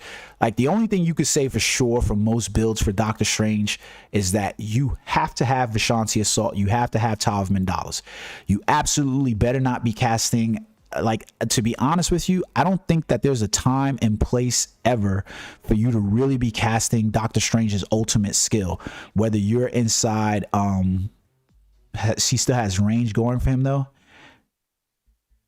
So he doesn't really have range though. Like, his range is no greater than Storm. His range is no greater than like, well, okay, let me stop lying about that, because you're kind of right, because his Book of Ashanti and his Eldritch Sword skills, they do have really long range on them. Like, they're tracking skills on them. That's why they're bread and butter to the class skill. You can't get around using Vishanti Assault and Tower of Mandalas. That is like essential to almost every build that you have. The rest of it, even Rings of Repulsion, that one has a pretty good range on it. They could reduce the range on those skills, and that would probably balance out his ability to have those cooldowns on those skills. But the way they've implemented it and designed it is just bad. Like, the stamina requirement on these skills just doesn't make sense. I've got to deal with not one layer of management now, where's the cooldown. I've got to deal with the layer of management with the stamina. You would have thought that if they had the stamina, they didn't have the cooldown. And if they had the cooldown, they didn't have the stamina. Not that you put both of those systems in place. Why put two levels of systems to worry about that? I've got to worry about cooldown and stamina now. Yeah, he does have, on those two skills, especially Book of Ashanti, Eldritch Swords, and Ring of Repulsion. Yeah, those I would definitely say in terms of range. What is the skill that Scarlet Witch has that she cast out like the electric cloud? That one has good range on it, but I don't think it has good enough movement on it. Yeah, you definitely 100% have to dash in or die to those two skills. I've definitely had plenty of Dimension duel battles with people where 100% using those two skills have won me the battle. But the problem is that I'm waiting for the fucking cooldown timer for those to get. So half the time I'm literally running around the map and waiting for Vishanti Assault or Tau of Mandalas to actually come up so that way I can use it. Because otherwise, if I get into range on an Iron Man, for instance, and he has his iron frames, he's gonna fuck me up. If I get into range on a Spider-Man, he's gonna fuck me up. If I get into range on a Black Widow, she's gonna fuck me up, especially if I can't even see her and know where she's gonna actually be. So like you are limited in that regard. Like the only character I don't worry about, which is weird, is Captain America. I'll get into range on him and never even have to worry about it. So it's weird. But I got a video coming for that one. I've just been trying to prepare because you can see I built it. I've been working with it. I've been trying to make it work inside PvP. I've been trying to make it work. It works okay inside some of the PvE content, but it still is not doing enough damage inside Dark Zone. So it's really weird. Yeah, so inside, whoa, where the fuck did it go? Inside of Dimension Duels, I 100% use the Astral Projection for Soul Predator. Where is that? I 100% use Soul Predator because if you're playing, you really need the iframes from Soul Predator in order to mitigate attacks. So it almost adds it as a fourth dodge. The skill's also not bad because it's only on 11.4 second cooldown. So you're literally able to use this skill more here. You like that? I've put so much into that character, into this server in terms of paying for it, that I can't leave the Omega Flight server. The Omega Flight server is just full of whales, man. But like you could tell that if I went to some other servers in terms of rankings alone with my Doctor Strange, I'd probably be an elite level Doctor Strange on other servers. I just, I would have to rebuild all of that stuff and repay all that stuff. No, thank you. And deal with the ping times because I do live in a rural area. So it's really weird. But all right, guys, I got to go grab some lunch before I hit the gym and punch people in the face. So we'll finish off the stream here. I appreciate all you guys stopping by. I hope you get, I left, LO. You're like, I dipped the fuck out on Omega Flight for sure. But I appreciate you guys sticking around and supporting the channel. Please like and subscribe to the channel if you haven't already. Damn, 16 characters max, dude. You are grinding hard. I appreciate the support for the channel, and I'm gonna probably be playing some Lost Ark today. I'm trying to decide if I'm gonna stream that though. That game's been a lot of fun in beta, but I don't know how hard I want to push in beta. So I appreciate you guys. I hope you enjoyed the Marvel Future Fight and Marvel Future Revolution content. I promise to bring you guys some more of that. I am 100% going to be bringing you guys some Marvel's Avengers content, especially with Spider-Man releasing in that game soon. I'm just working on my my setup here at home so that way I can record this shit properly and not have to worry about copyrights and stuff like that. So all right, guys, until next time, Larry, I am gonna jump in some Isekai. I was supposed to last night, but I got tired of shit, bro. And because of Lost Ark, I got to do my rerolls on that account still. All right, dudes. Peace.